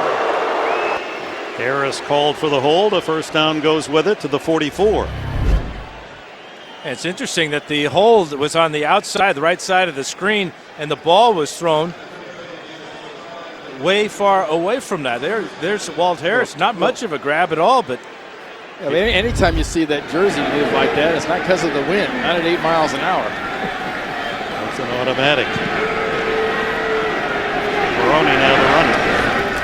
But San Francisco is offside. Welker a little reverse, and he bumped out of bounds at the 46-yard line, flag down. It appeared that Ray McDonald had leaned offside for San Francisco. Let's see. Offside, defense number 91. McDonald 5-yard penalty. bites on the hard count. And really, right now, this Niner defense is facing a extremely balanced Patriots offense, who not only have got that 24-23 thing going, but when your offense has only run 22 plays, you're just not giving them enough chances to get on the field. Yeah, they're wearing down this 49er defense. That's for certain right now. Incredible possession time for the Patriots. 1st and 5. Maroney, former Minnesota star, into San Francisco territory at the 49. It's incredible how many times when you do a San Francisco game, the ball winds up on the 49-yard line. Well, there's 2 of them, Dick. That's why. Yeah, 49er, 49. Hey, Dan, you get in this situation, 2nd and short. With this offense, I know you got an inexperienced quarterback, but is this time to try to take another shot? A little play action here and give it up to Randy Moss would be my suggestion. Moss out to the left. It's 2nd down and 3. They stay on the ground, and Maroney tries the left side, swings around the corner, run out of bounds at the 46, right at the sticks. I think he may be short of the first down. He looked like he had the first down and decided to go out of bounds. He had some serious business to be to cut back inside. There was a nice opening as Maroney heads up here. If he starts inside, stay on that tack. I mean, defensive ends are taught, go ahead and let them spill outside. That's what the linebackers and I think he's worried about that. I think he's worried about that right shoulder too, because Patrick Willis came over. He decided to step out of bounds short of the first down. 3rd and inches. And it's Morris easily with a first down as he pounds it down to the 41-yard line. The 49ers playing today without one of their star linebackers, Manny Lawson, on the shelf with a hamstring. When in doubt, get an O-lineman in the backfield. Hochstein gets in there, does a nice job of just kind of flattening things out, doesn't he? So Lamont Jordan on the sidelines in his street clothes, sitting down on the bench, but we have a few pancakes out here. All we need is syrup and butter. Yeah, the offensive line on this drive is doing a very nice job. Backup guard, Hochstein getting in there and really getting a chance to smack some people around. Very similar to the drive that closed out the first half. Cassel throws over the head of Benjamin Watson, the 6'3" tight end from Georgia. Watch the job, guys, that Sammy Morris does coming out of the backfield. Working against the defensive tackle coming around on the stunt. Aubrey Franklin's coming around and he catches a whole bunch of him. That's a pretty good chip, isn't it? That's actually, I don't know if that's a chip. That might be the whole group. That might be a chunk. An offensive blocking chunk, huh? Yeah. Well, let's see if Cassel's turn to chunk it. Nope. Little draw to fall. He's toppled at the 40-yard line after a 2-yard gain. Patrick Willis, Butkus Award winner at Ole Miss 3 years ago. As we said, we asked him about a nickname. He said, "Oh, you can call me P. Willie." From Brewston, Tennessee, a population 4,000. Had to go into Jackson, to the big city, to go to the mall. He's been quite a sensation here early in his career, but I'm not sure if today he's not getting a little education. Talk about the glass half full philosophy. What a pleasant young guy. Always with a smile. Comes the blitz. 3rd and 8. Cassel. There's a hold by New England, and there's a hold and a tackle by San Francisco. And guess who shirt-tailed the quarterback? P. Willie. Logan Mankins did a bad job of trying to hold out one of the 49ers. Literally, it was Paris Harrison. He grabbed him around the waist, got a little jersey. Decline brings up 4th down. So they declined the penalty, obviously, on the loss, with 4th down coming up. Logan Mankins is number 70, the left guard, and they got a little stunting game going with that blitz, and Harrelson came all the way around, and that was pretty easy when you see all that arm wrapped around that waist. If you're going to hold them, hold them. Don't let them go. It's okay. Don't let the quarterback get hit. You know that, Randy. Oh, yeah, but it's so easy to pick it. 5 sacks now. That's the 10th tackle for Willis in the game. Hanson's wobbler. Fair catch called for by Rossum at the 13-yard line. San Francisco, finally, after that long drive in the first half, long drive to start the second, they have the ball. Great place to visit, San Francisco, unless they sent you to that place, Alcatraz. And great to have Steve Young with us, honored today, the 11th 49er to have his number retired. Number 8 no longer to be worn. Follows Bill Walsh and 10 other San Francisco players. And indeed, they do love Steve Young here in this city. 6 touchdown passes. One of the great highlights in your career, Steve. Congratulations. Thanks, Dick. It's actually apropos I'd be up here with you after all the years that we've known each other. And Dan and Randy, my old roommate, well, my first roommate with the 49ers, Randy Cross, old grizzled veteran. They said, put this young kid in there. Boy, I learned some lessons pretty quick. Not much about football, but I learned a lot of good stuff, Randy. You're a good man, so it's appropriate. 49ers who have been without the ball on offense for it seems like an eternity. That long drive by New England at the end of the half, and then keeping it so long here in the second half start. And here is O'Sullivan on the scramble. He's going to tuck it away. Follows a blocker upfield, nearly a first down. That was Steve Young-like. Keep that ball and run it. Well, let's look at Steve Young in action. 2-time NFL MVP 92 and 94. Super Bowl 29. How about 6 touchdown passes in beating San Diego? The first Southpaw quarterback inducted into the NFL Football Hall of Fame. Steve, you've got 2 young quarterbacks here today. They have waited their turn. You obviously waited your turn. What advice would you give to these 2 young guys? To establish a career for yourself. Forget about what the heritage of the team or whatever else you have to explain, especially for Matt on the other side of the ball. Intercepted as jumping in front, Rodney Harrison. Harrison, the charter member of the 30-30 club, the only man in NFL history with 30 sacks and 30 interceptions, and a big play for New England defensively, and the veteran Harrison comes up with a pick. Steve, how about keeping track of guys like Rodney Harrison poaching in from the safety I'm sorry position? I stopped mid-sentence, but I saw trouble. There it is. I knew he was going to cut off the receiver, and it looked bad. I like this view. I would never make a mistake up here, that's for sure. That's why we never make a mistake either up here. And J.T. O'Sullivan picked off for the 4th time this year. And New England leading by 3 in great field position at the 24. And off to Sammy Morris, and Morris able to drag a tackler across the 20 to the 19-yard line and a pickup of 5. Patrick Willis with another tackle. Dick Enberg here in Candlestick with Randy Cross, Dan Fouts, and Hall of Famer Steve Young. A couple of Hall of Famers. I know. It's not crossing me. Learned a lot from Dan, too. You know, it's like any quarterback. You talk about these 2 young quarterbacks. It's establishing yourself your own career, and it takes a long, and it's very rare. The odds of these guys establishing a 9-10-year career is not high. Right back to Morris, and Morris plowing his way and pushed down to the 9-yard line where it's 1st and goal for New England. Steve, have you had a chance to really sort of mentally absorb this honor, having the number retired? You look at that group you joined over there across the way with all those numbers and names. Well, remember, Randy, when I joined you as a roommate, what do you have thought at that time? I mean, you just have to keep. Just shows that keep marching along and playing, and things can happen for your better. All of us, when we started as little kids, you can't imagine that. And then to be next to Bill Walsh, I mean, for both of us, 20 years ahead of the game at the time, changed all our lives. Two greatest left-handers in the history of that franchise. I appreciate that. 1st and goal right on the 10-yard line.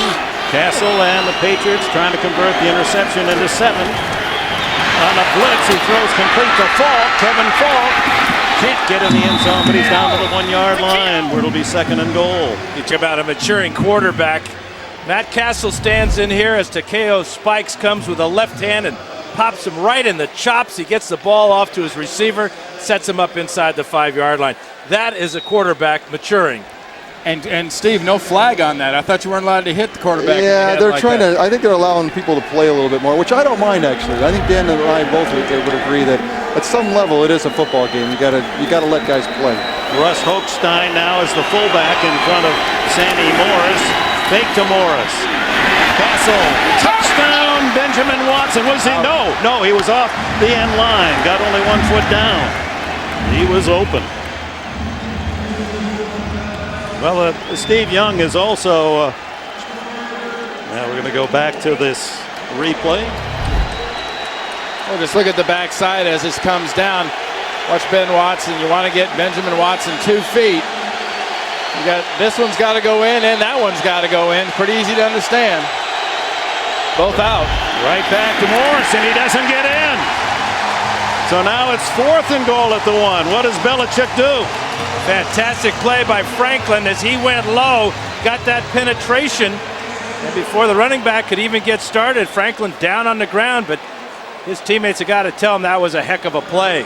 He set it up for Takeo Spikes to make the tackle at actually a loss of a yard back to the 2. So 4th and goal. They attend to the injured Franklin. We'll be back. Critical play coming up. 4th and goal at the 2. Cassel in the shotgun. That's Moss in motion. They ran it the last time down here and gave it to Falk. And it's a direct snap to Falk, and he's in the end zone. Twice on 4th and goal. They learned their lesson from last week against Miami. The direct snap to Falk. Easy walk-in touchdown. They call this Wildcat. Great job up front. Call that coaching. That's learning. That's adapting. That's a nice call by Josh McDaniels and Bill Belichick and this entire offensive staff. Now Kevin Falk with a pair of touchdowns. Gostowski with the extra point and a 24-14 lead as they capitalize on the Rodney Harrison interception. Our thanks and our congratulations to Steve Young. Thanks, Dick. Appreciate you, Randy. Yeah, appreciate Congratulations on the newest addition to the family, too. Thank you. The NFL on CBS is sponsored by Burger King, who reminds you to have it your way. And by Miller Lite. When it's game time, reach for the original. Miller Lite. Great taste, less filling. The Patriots, after Rodney Harrison's interception, start from the 24, takes them 6 plays to score on 4th down on a 2-yard run. Allen Rossum won't take this one out. And San Francisco will begin at their own 20-yard line. New England, trailing most of the first half, now has a 10-point lead. Tom Brady once said about Kevin Falk, he thinks like a quarterback. And he thinks he's found the hole there in his second touchdown on the direct snap on 4th and goal at the 2. Now the 49ers trailing by 10. And O'Sullivan dumps it out in the flat to Frank Gore. And Gore to the 18 where James Sanders makes the hit from his safety spot. It's the little things. Talk about versatility. We've used that word a lot about these Patriots. You'd like to snap the ball straight back if you're coping, or you can snap it sideways to the running back so Falk can just run into it. A good acting job by Cassel. Pretending the ball went over his head. Look like Brett Favre jumping in the air. Sure did. Follow through. Falk, first time in his 10-year career, he scored 2 touchdowns in a single game. Loss on the first play for the Niners. And O'Sullivan gets away from the first man. What a nice piece of running by the quarterback who dives out to the 27-yard line, 3 yards short of a first down. He avoided the loss on the sack and gained some good yardage. Well, this defense for New England is fresh. Their offense has been on the play 59 plays. They've only been on now, 25, 26 plays, and they're only rushing 3 people there. San Francisco only has 5 first downs the entire ball game. And that again, Randy, was just a 4-man rush that got pressure on O'Sullivan. And they're really basically spying a Dallas Thomas, the linebacker, who lined up in the middle. Deshaun Foster has replaced Gore in the backfield, and he's into the pass pattern. O'Sullivan dumps it off, and chopped down is Josh Morgan, the 6th-round draft pick. He lost the ball and down by contact. Yeah, they marked it dead. As Morgan has his first catch today, 4th of the year, rookie from Virginia Tech.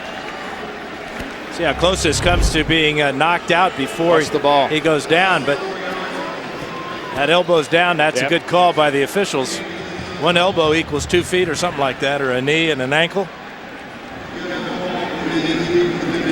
Another failure on 3rd down for San Francisco brings out Andy Lee to punt. This one wiggles down, a short kick to the 35. To the 42 goes Kevin Falk. Another late game today. The Bengals are in Dallas against the Cowboys. JB, what's the score? Take a look at Carson Palmer getting in a groove here. Carson Palmer hooking up. TJ Hushmanzada, 18-yard strike, and it is 17-13 Dallas. Third quarter play, 3:10 remaining. Back to Dick Enberg.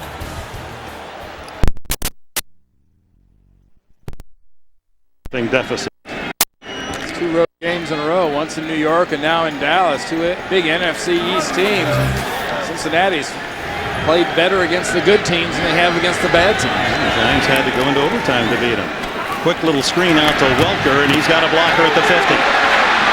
Out of bounds at the 39-yard line. Welker skips for good yardage into San Francisco territory before Mike Roman can run him out. You need some help from your friends, Dan, and Jabbar Gaffney gets out there, Light gets out there. How far downfield is Matt Light, number 72? 15 yards from the line of scrimmage. He's still blocking, allowing Welker to pick up that first down. Great effort by Light. And that's the advantage of having 6'5", 305-pound linemen. They can all run and move for New England. All adds up to a 20-yard gain. Watson, the tight end, in motion. Give it to Maroney. Puts on the brakes, and then there's Willie. Patrick Willis with a tackle. Right back to New York we go. JB with this report. Hey, Dick, I tell you, Arizona getting the job done nicely indeed. Kurt Warner hooked up here with Larry Fitzgerald. Second hookup of the day, a 2-yard strike. They've added a Neil Rackers field goal to make it 34-17 over Buffalo in the fourth. Back to Dick Enberg. Well, the Bills' unbeaten start this year in jeopardy against the Cardinals. Thank you, JB. Here it is 2nd and 10 at the 39. Cassel to throw. Batted down at the line of scrimmage. Ray McDonald almost picked that one off in the air.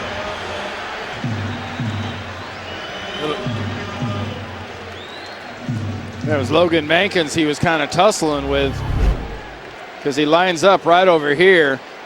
Watch when Cassel starts bringing that ball up to throw it, he comes off the ground. Hit him in the face. Didn't hit him in the hands. Either place, it's not good for a defensive lineman. Mankins was going to make sure of the tackle, though, if he did hang on. Down by 10. The Niners fans nervous here with 2 to go in the third. This is an important time to stop New England, who have controlled the play and the scoreboard. Cassel over the middle, open, and a first down at the 28 is Jabbar Gaffney. Just when you're trying to stop Welker or looking for Randy Moss, Gaffney slips in for a big catch. Again, it's too much cushion given up by the 49ers secondary. Slant route, good throw coming right over the top by Cassel. You can see how far off Terrell Brown was on Gaffney. Easy pitch and catch. One of those things where you see it in the playbook. When you clear that second window, the ball's going to be right off your shoulder. That was a very nice throw by Cassel. Right behind Tully Banta-Cain, drop back in coverage. From the 28-yard line, Sammy Morris pounds it to the 25. Ray McDonald in on the tackle. Dad played at the University of Florida. Way back 85, was on the cover of Sports Illustrated. A big catch he made, 2 touchdowns against Auburn, upset by the Gators. This 49er football team really needs to get New England off the field, Dan. This has just been a physical domination of the football game, and basically they've decided they want this entire quarter. About to get it, just seconds left. Delay, hand off to Sammy Morris. Drives for 3 more to the 22-yard line. And then you see the 49er players on defense out there, got their hands on their hips. And you saw Mike Nolan, tribute to his father Dick, who coached the sidelines in the day where the head coaches wore a suit and shirt and tie. Coat has come off, but like his father, very dapper along the sidelines, Mike. But right now the concern is, how do you stop New England? The third quarter has come to an end. The New England Patriots enjoy a 24-14 lead here in San Francisco, and we'll return to Candlestick after this message and a word from your local station. You're watching the NFL on CBS.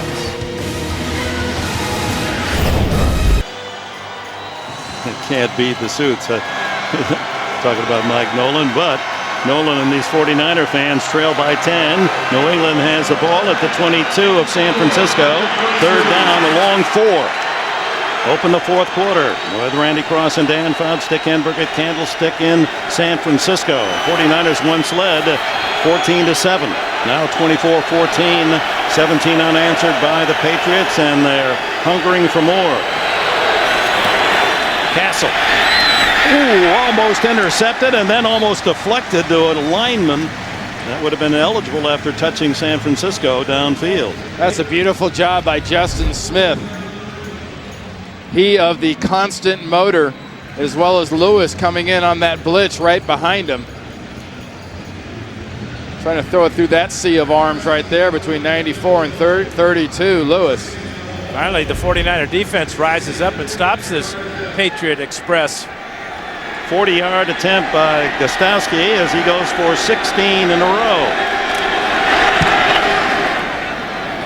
And it is plenty good.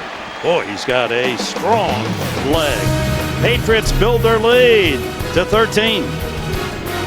The NFL on CBS.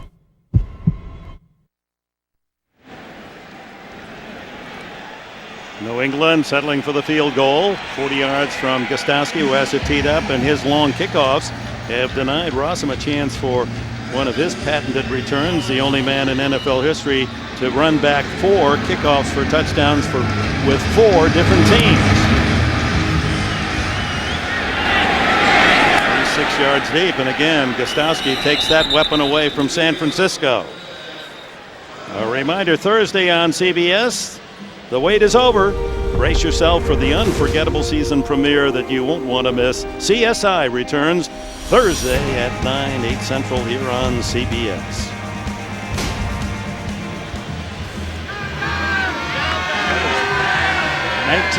'84 for the Niners, or last year for the Patriots, but I'm pretty sure that one's about the Niners in '84. 18-1,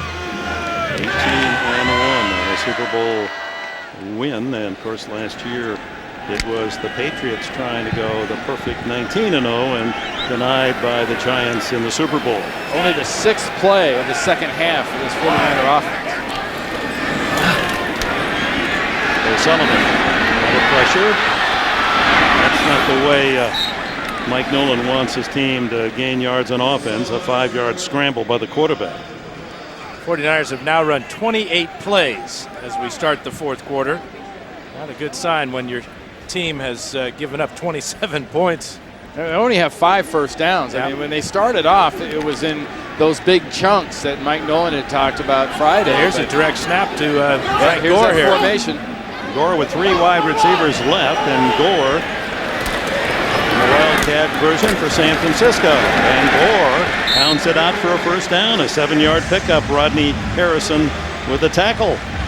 Yeah, we are seeing a formation and a device that isn't hardly new, but more and more teams are employing it. Hey, Miami ran it 10 times today in that win over San Diego, and you know, when you get that and you can block down inside with 2 linemen and then pull a left guard around as a lead blocker, it's hard for an NFL team to stop that because they just don't prepare for it. And the old timers who played the single wing have to be smiling broadly. Incomplete, and just as well, because it would have been for a loss, as a throw out into the flat to Vernon Davis, the tight end, who's yet to have a catch today. One of the things they like about J.T. O'Sullivan is his ability to throw off balance. This is an off balance throw, but on target. The ever-present Mike Vrabel right there. He is such a good player, Vrabel. Made the Pro Bowl finally last year, but players around the league honoring this 33-year-old out of Ohio State.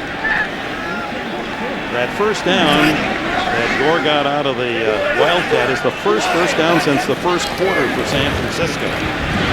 O'Sullivan, this should get him another one. It's to Bryant Johnson, and the wide receiver out across the 45-yard line. And it's really been about reps. You know, Dan was talking about the 27th, 28th play running this football game, and you saw that last graphic. I mean, J.T. O'Sullivan's gotten this offense into the red zone twice and come up with touchdowns both times.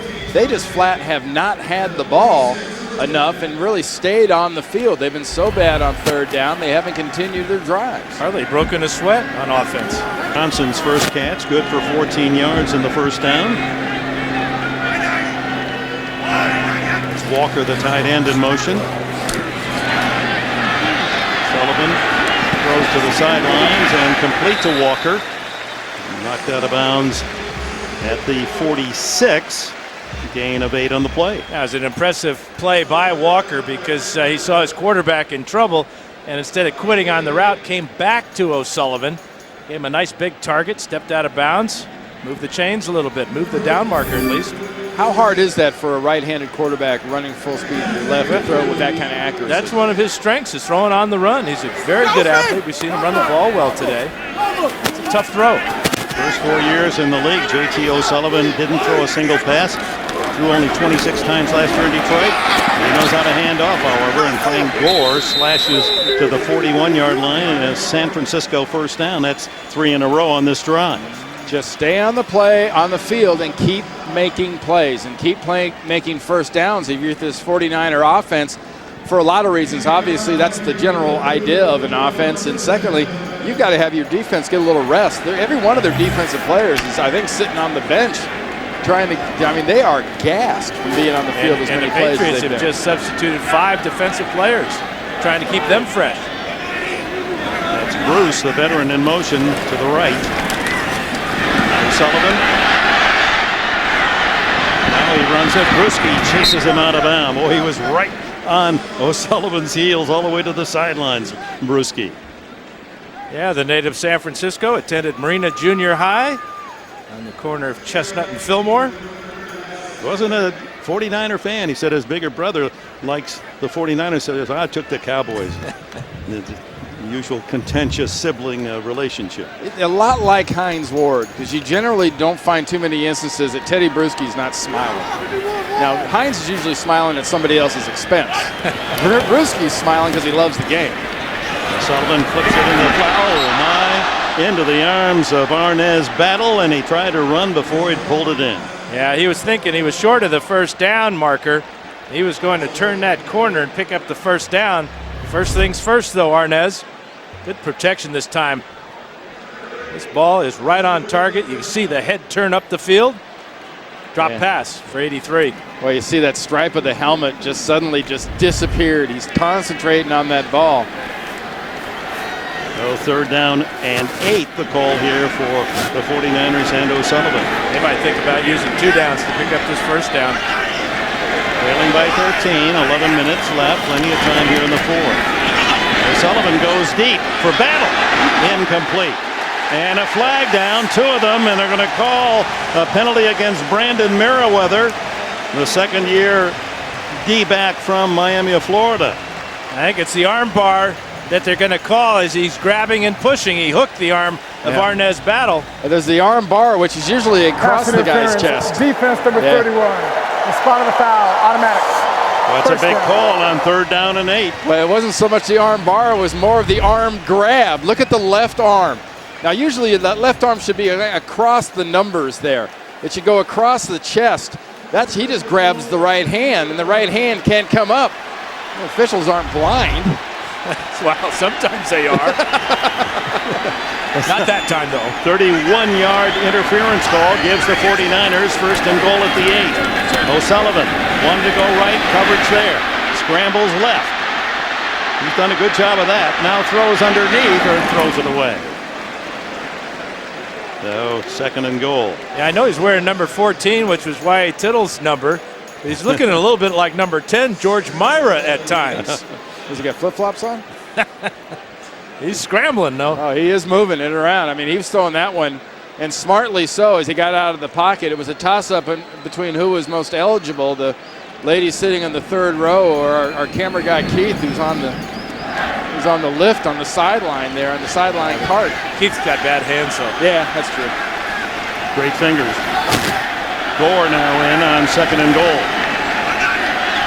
Battle in motion wide with a Gore up the middle. And the Patriots not fooled there. As Gary Guyton, a free agent undrafted linebacker out of Georgia Tech, missed the play. Really a heck of a play by number 59. It was fun talking to Teddy Bruschi last night, or the night before rather, about the young linebackers, Guyton and Mayo. He says they asked the same questions I asked when I was a rookie. Said he's getting up to date on pop culture with all these young linebackers. John Crable III. 3rd and goal at the 5.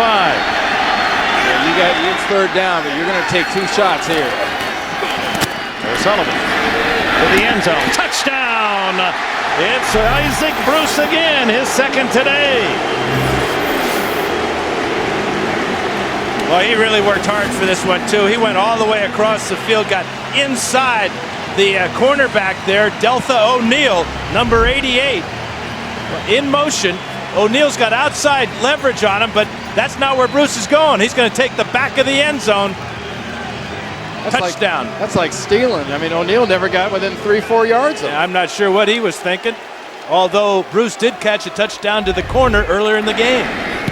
Nedney adds the extra point, and Isaac Bruce, with his 4th touchdown catch of this young season, has pulled the Niners within 6.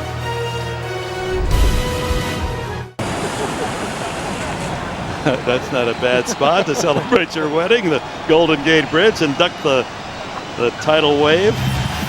27-21, New England trying to duck a comeback from the 49ers, and the long kick by Nedney, and out comes Ellis Hobbs. And Hobbs finds a crease and across the 25 to the 28-yard line. Tackled by Donald Strickland. Timeout San Francisco with 10:16 to go.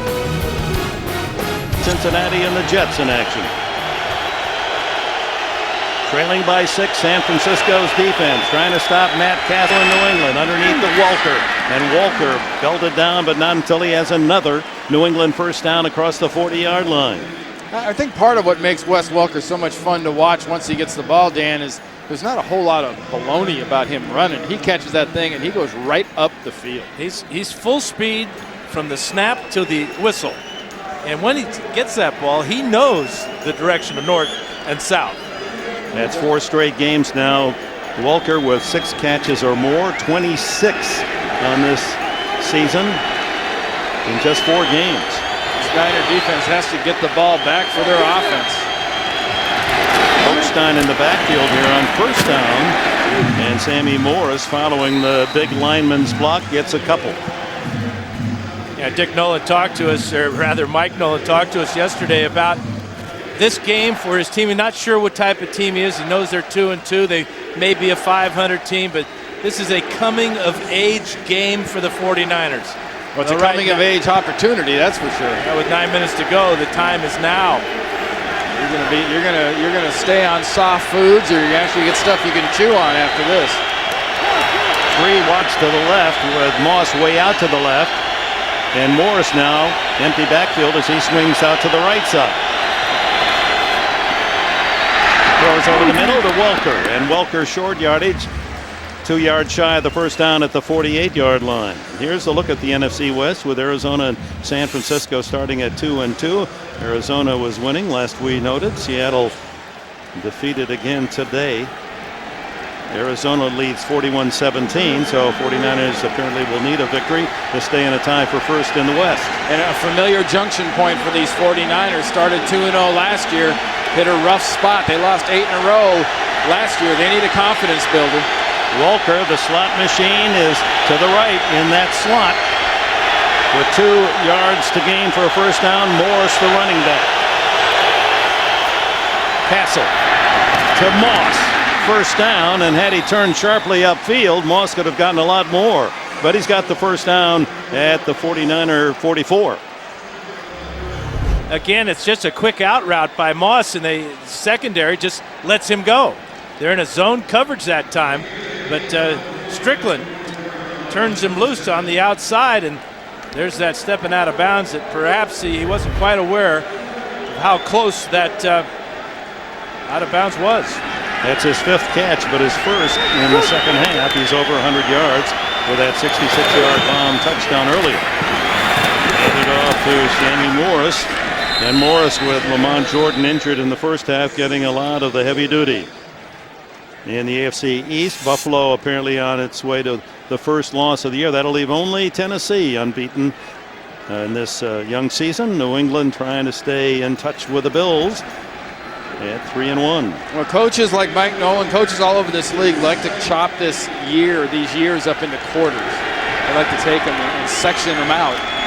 First quarter is gone. This is the start of second quarter for these 49ers. This quarter may determine how their year goes. Of course, in the NFC, the Giants are still unbeaten. Cassel swings it to Falk. Didn't he sell that well? And Falk is to the 35. That's going to be close, right at the yardstick, as Falk battled to try to get the first down in the grasp of Patrick Willis. Wonderful job of just sort of presence of mind when Cassel flips this out to Falk, Dan, of just knowing where the sticks are. Well, and he moved the secondary with his eyes. He looked to the left before he comes back. That's really a smart play by Cassel. That allows perhaps this extra bit of yardage as they bring the chains out to check this out. I thought he had it plenty for the first down, but Cassel is maturing in front of our eyes.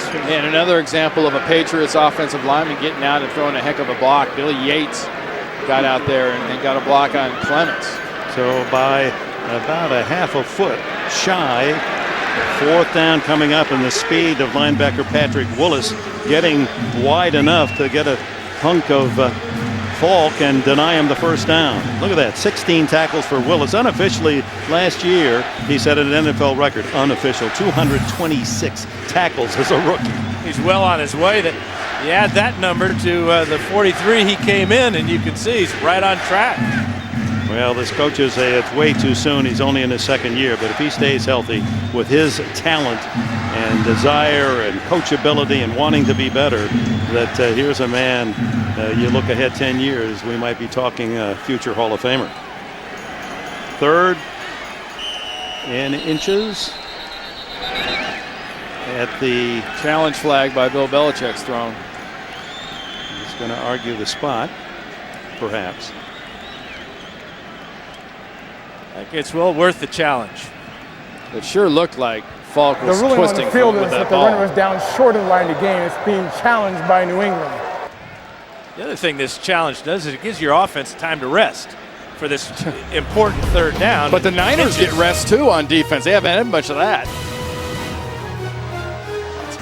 Welcome back to this sunny Sunday in San Francisco. Candlestick Park. Bill Belichick challenging the spot at which they marked the ball on the 35-yard line, or just inside it. And Mike Carey has left the hood. We're going to get the answer on the challenge by the Patriots. Did look as if the second effort by Falk leaned it closer to the 34-yard line. Let's see. After review, we will adjust the ball and remeasure. Here's what Mike Carey looked at. Well, a couple things. You've got to concentrate on the knee, in this case the left knee, when it goes down and where's the ball. So it's almost down. The ball lands right on that 34-yard line. I think they're going to put the ball right at or near the 34-yard line, and that'll make it a first down. Well, let's see where they do spot it. They haven't spotted it yet. Oh, they've kept it here, and it's hidden by the crowd of 49er personnel in front of us. So there it is. Well, that should be a first down. It was a ball short when it was a ball back. And it is a first down, New England. Less than 7 minutes to go. The Patriots lead by 6. For those of you expecting to see 60 minutes, you're watching the NFL on CBS and the game between New England and San Francisco. Dick Enberg along with Randy Cross, Hall of Famer Dan Fouts, and our score 27-21 New England. 60 minutes will be seen in its entirety immediately following the game, except here on the West Coast where, of course, it'll be seen at its regularly scheduled time. I don't know who's in charge up in the booth in New England for replays, but that was a nice call, getting that replay done and getting that first down in this situation. First down, and it's Sammy Morris. And Morris stacked up after a short game. Well, the Patriots and Bill Belichick had a week off on the bye to try to sort things out as to what happened against the Dolphins at home when their long winning streak, 21 in a row, was snapped by the Dolphins, who proved that they're just not an ordinary only win one game as they did last year today, as they've followed up their win against the Patriots with an impressive victory against San Diego. It is Michael Lewis who is injured. And don't forget the importance, too, of this drive, not only from the standpoint of holding on to the ball. You know, another first down, and you are in pretty good field goal range. You're almost in the outer limits of Gostkowski's field goal range as it is anyway. Then you make it a 2-score game. Yeah, if they were going to kick from here, Randy, it'd be about a 52-yarder, and that is Gostkowski's career long. He's been very accurate, as Dick has mentioned a couple of times today. Hasn't missed in a long, long time. 16 straight for this young man who kicked at the University of Memphis. Well, the plays again, 2-1 to the advantage of the Patriots. 73 plays they've run to 38 for San Francisco. Veteran safety Michael Lewis. Let's see what happened to 32. There he's right there coming in off the defensive left side. Trying to cut the edge. Dave Thomas, the tight end, gets him. And then they pushed the pile right over the top of Lewis, who had fallen to the ground. Appeared to be some type of arm injury the way he was walking off the field. No gain on first down.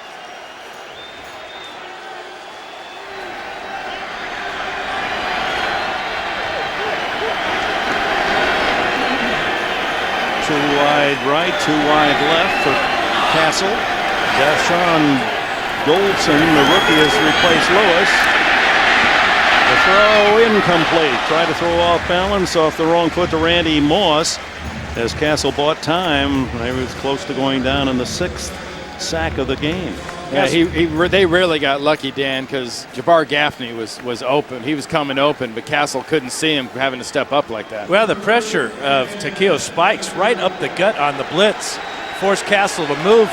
He's showing good mobility in the pocket, something that he hopefully is emulating Tom Brady, because nobody does it better than Brady. 3rd and 10. Swing it out to Welker on a screen. Flags down. Welker finally down at the 18-yard line. Now let's check this penalty flag. That's got to be holding on one of the outside receivers, perhaps Randy Moss. And that'll deny a first down if that's the call. Moss and Light and Mankins were out there blocking. Pass interference. Offense. Number 81 was blocking downfield before the pass was thrown. 10-yard penalty is still 3rd down. And set of a first down at the 18-yard line. Now it'll be 3rd down back at the 49. Either holding or pass interference. The ball is thrown there. He's blocking. He goes in. Now the ball is right there. He's blocking, and the ball is still in Cassel's hand. You can't do that downfield. It's a bang-bang deal. Great execution for all of that, and that pushes him out of field goal range. 3rd down and 20. Showing a 3-man rush, and that's all they bring. Cassel throws underneath, and it's Gaffney to the 31-yard line. 4th down and about 6 or 7, and here comes Gostkowski. It's about a 50-yarder. Really a smart play, too. Don't try to pick up the first down. All you need are 3 points to put this one away, maybe. Yeah, I mean, if you get a 6-point lead, you're trying to put your team up by 9, and you've already done a heck of a job eating up the 3rd quarter. Your opponent doesn't have much time to play with. Gostkowski 9 for 9 this year. This would be his longest, 44 previously. 49-yard attempt.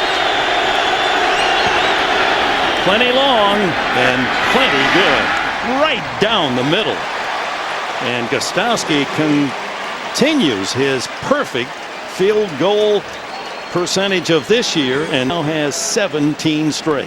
Yeah, that ball started to look like it was hooking and then started to fade back to the middle, and it was perfect. I mean, I thought it might miss left there, but he pushed it right back down Main Street. Well, from an old saying from CBS golf coverage of the past, that was Ken Venturi saying center cut. Right to James Brown in New York. After a quick Dallas start, Cincinnati has found its passing rhythm here. Carson Palmer hooking up with T.J. Houshmandzadeh for the 2nd time this afternoon. Then a 10-yard strike. The 2-point conversion is no good. Dallas leading by just 2 with 2:34 left in regulation. Back to Dick Enberg. All right, James, and it's good to see Carson Palmer healthy enough to continue to run that Cincinnati attack. There was some concern he wouldn't play today, and here are the upstart Bengals, only 2 points behind Dallas with a couple of minutes to go. 30-21, a big kick by Gostowski to force San Francisco in a position with only 4:42 left. They have their 3 timeouts, but they need 2 scores. Allen Rossum finally with a chance to return from the 9. Got a little avenue and out to the 35, 36-yard line. Now you're thinking, Randy, do you kick the field goal when you get down the field, or you go for the end zone? You need 2 scores. You have all 3 timeouts, as Dick said. Interesting play selections here coming up for San Francisco. I think this is a touchdown possession, in my opinion, the way this New England team has moved it on offense. O'Sullivan throws underneath, complete to Johnson, and Brian Johnson 11 yards on the catch. Ellis Hobbs the tackler, and San Francisco in a hurry-up mode. What you're doing is you're moving quickly. I don't think you're really going to be in a mode where you've got to stay on the line of scrimmage, but there's no sense of urgency here out of the Niners offense. Ellis Hobbs just limped off the field, so that'll bring in a new defensive back, Terrence Wheatley, the rookie out of Colorado. Number 2 draft pick this year. Let's see if they pick on him. O'Sullivan, the quick throw, complete, but short yardage, only about 3, as Brian Johnson with back-to-back catches. But that's not going to get the job done. They need to get more yardage. And another injured Patriot, looks like a cramp by Jonathan Wilhite. Well, it's not from being out on the field too much for this defense, that's for sure.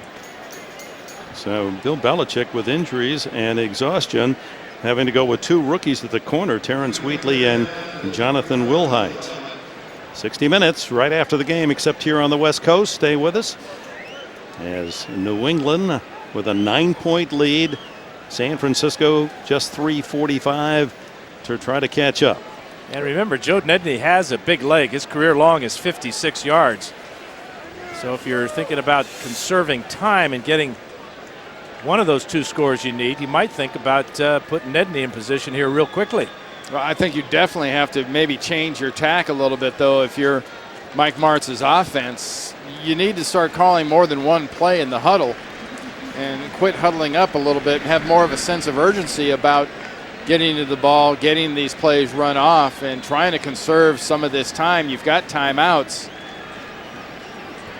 But I think you've got to see if you can't get your defense back on the field, get a touchdown here, and put the game in question, in my view. Well, these are the part of the nuances of playing quarterback. The hurry-up offense. Last week they struggled in the red zone. They've improved that this week.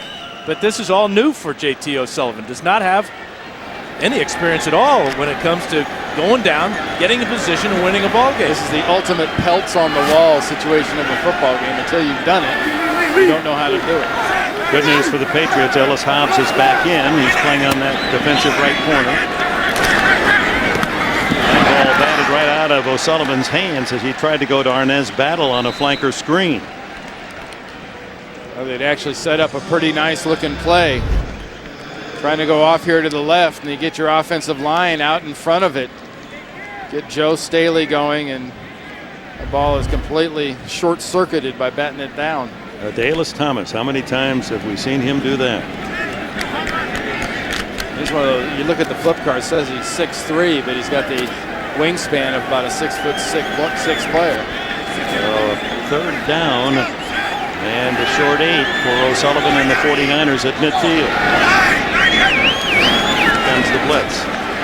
And O'Sullivan goes down at the 40-yard line.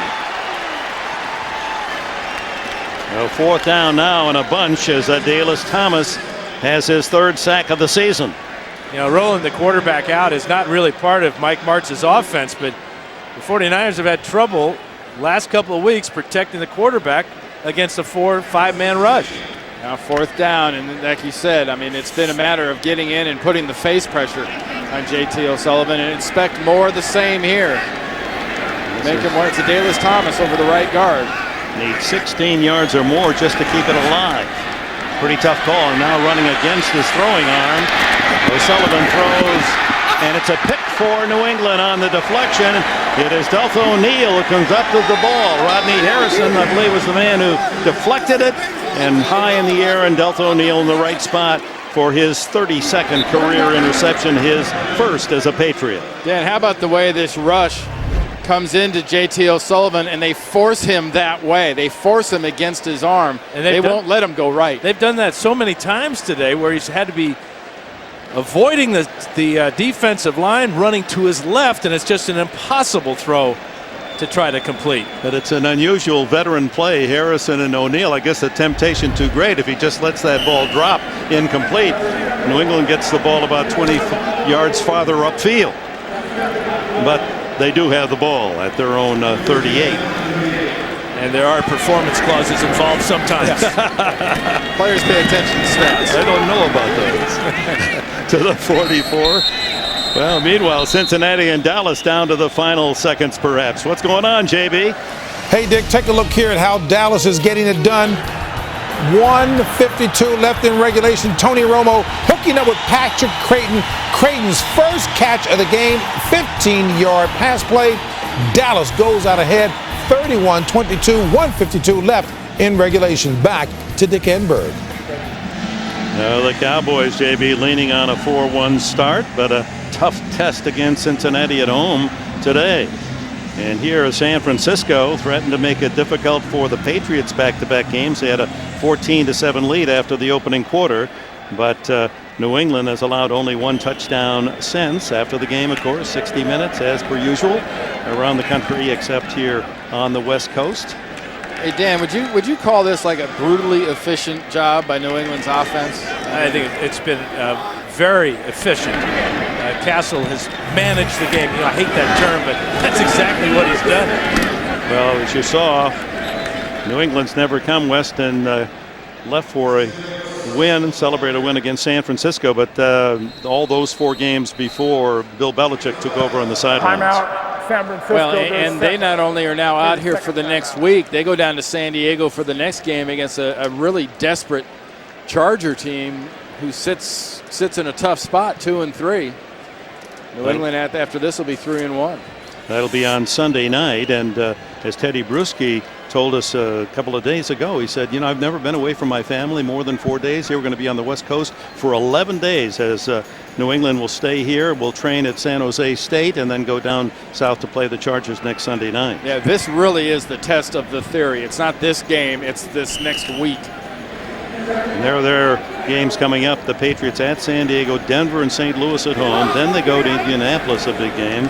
And Buffalo, too, with the way the Bills have started. And off inside to Sammy Morris. And the final timeout now has been used by the 49ers. It comes with 2:20 to go. San Francisco. Meanwhile, here's a look at San Francisco. Apparently falling to 2-3 against Philadelphia, surprising 2-3. Then they go to New York against the Giants.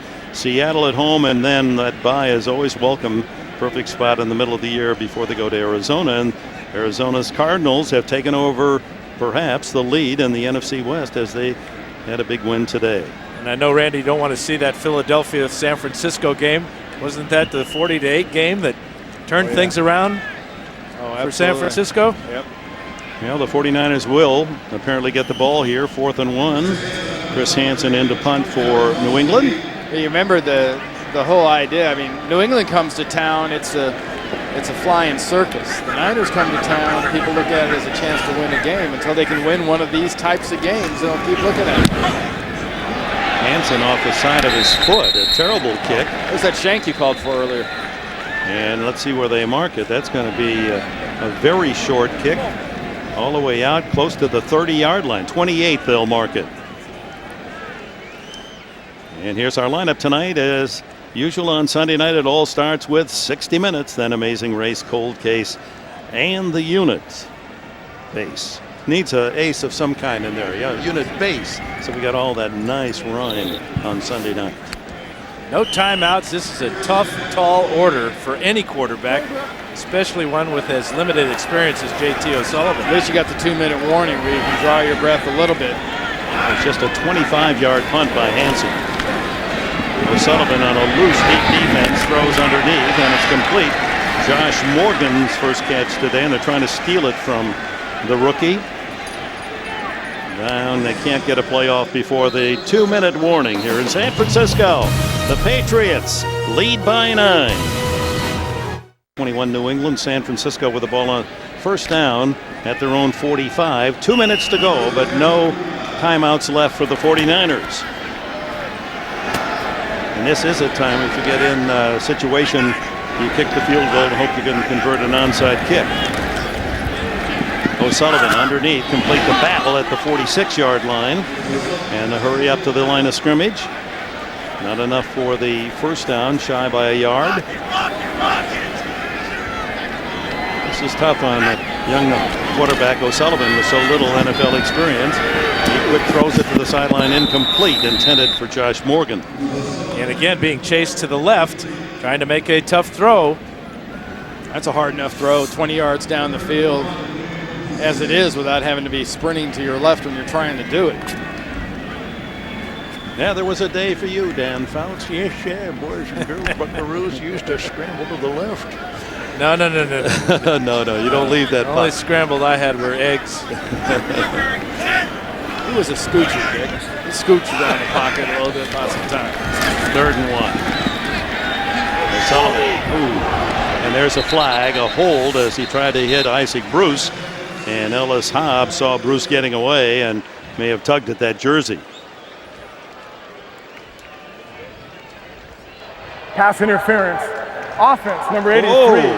His decline. Not on Bruce. That was a play away from where the pass was intended. And it was an illegal pick by Arnez Battle, number 83.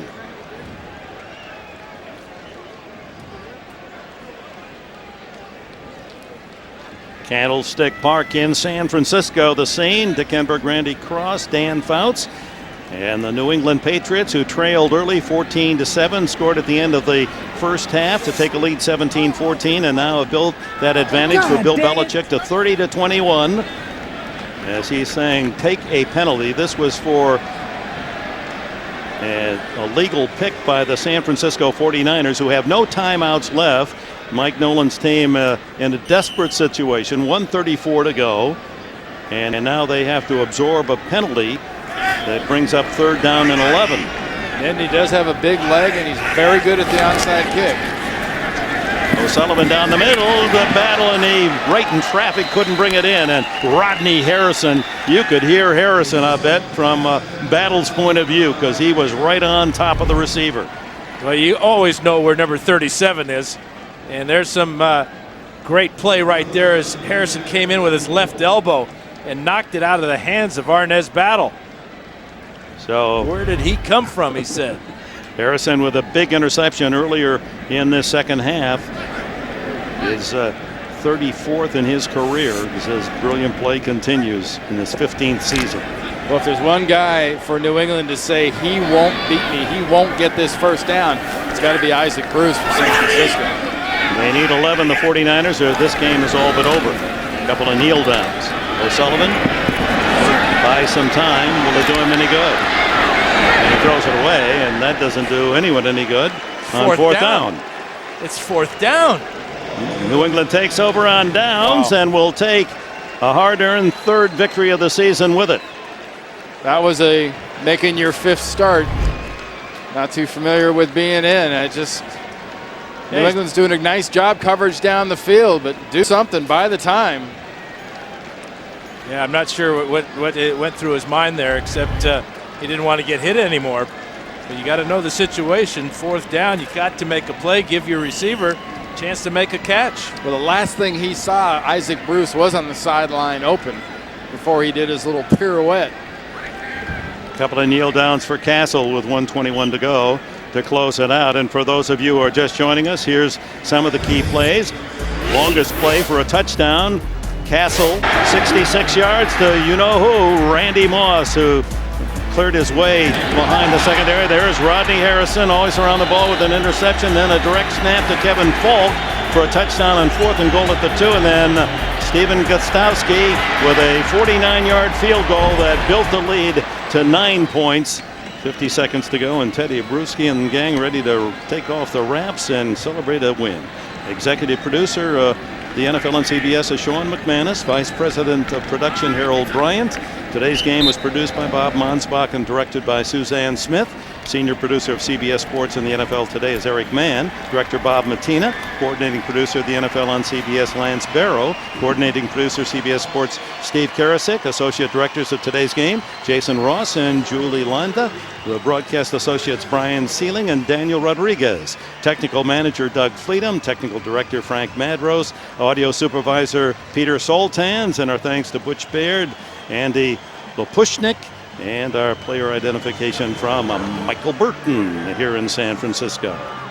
And the final seconds tick away, and the New England Patriots have won it here at Candlestick, 30-21.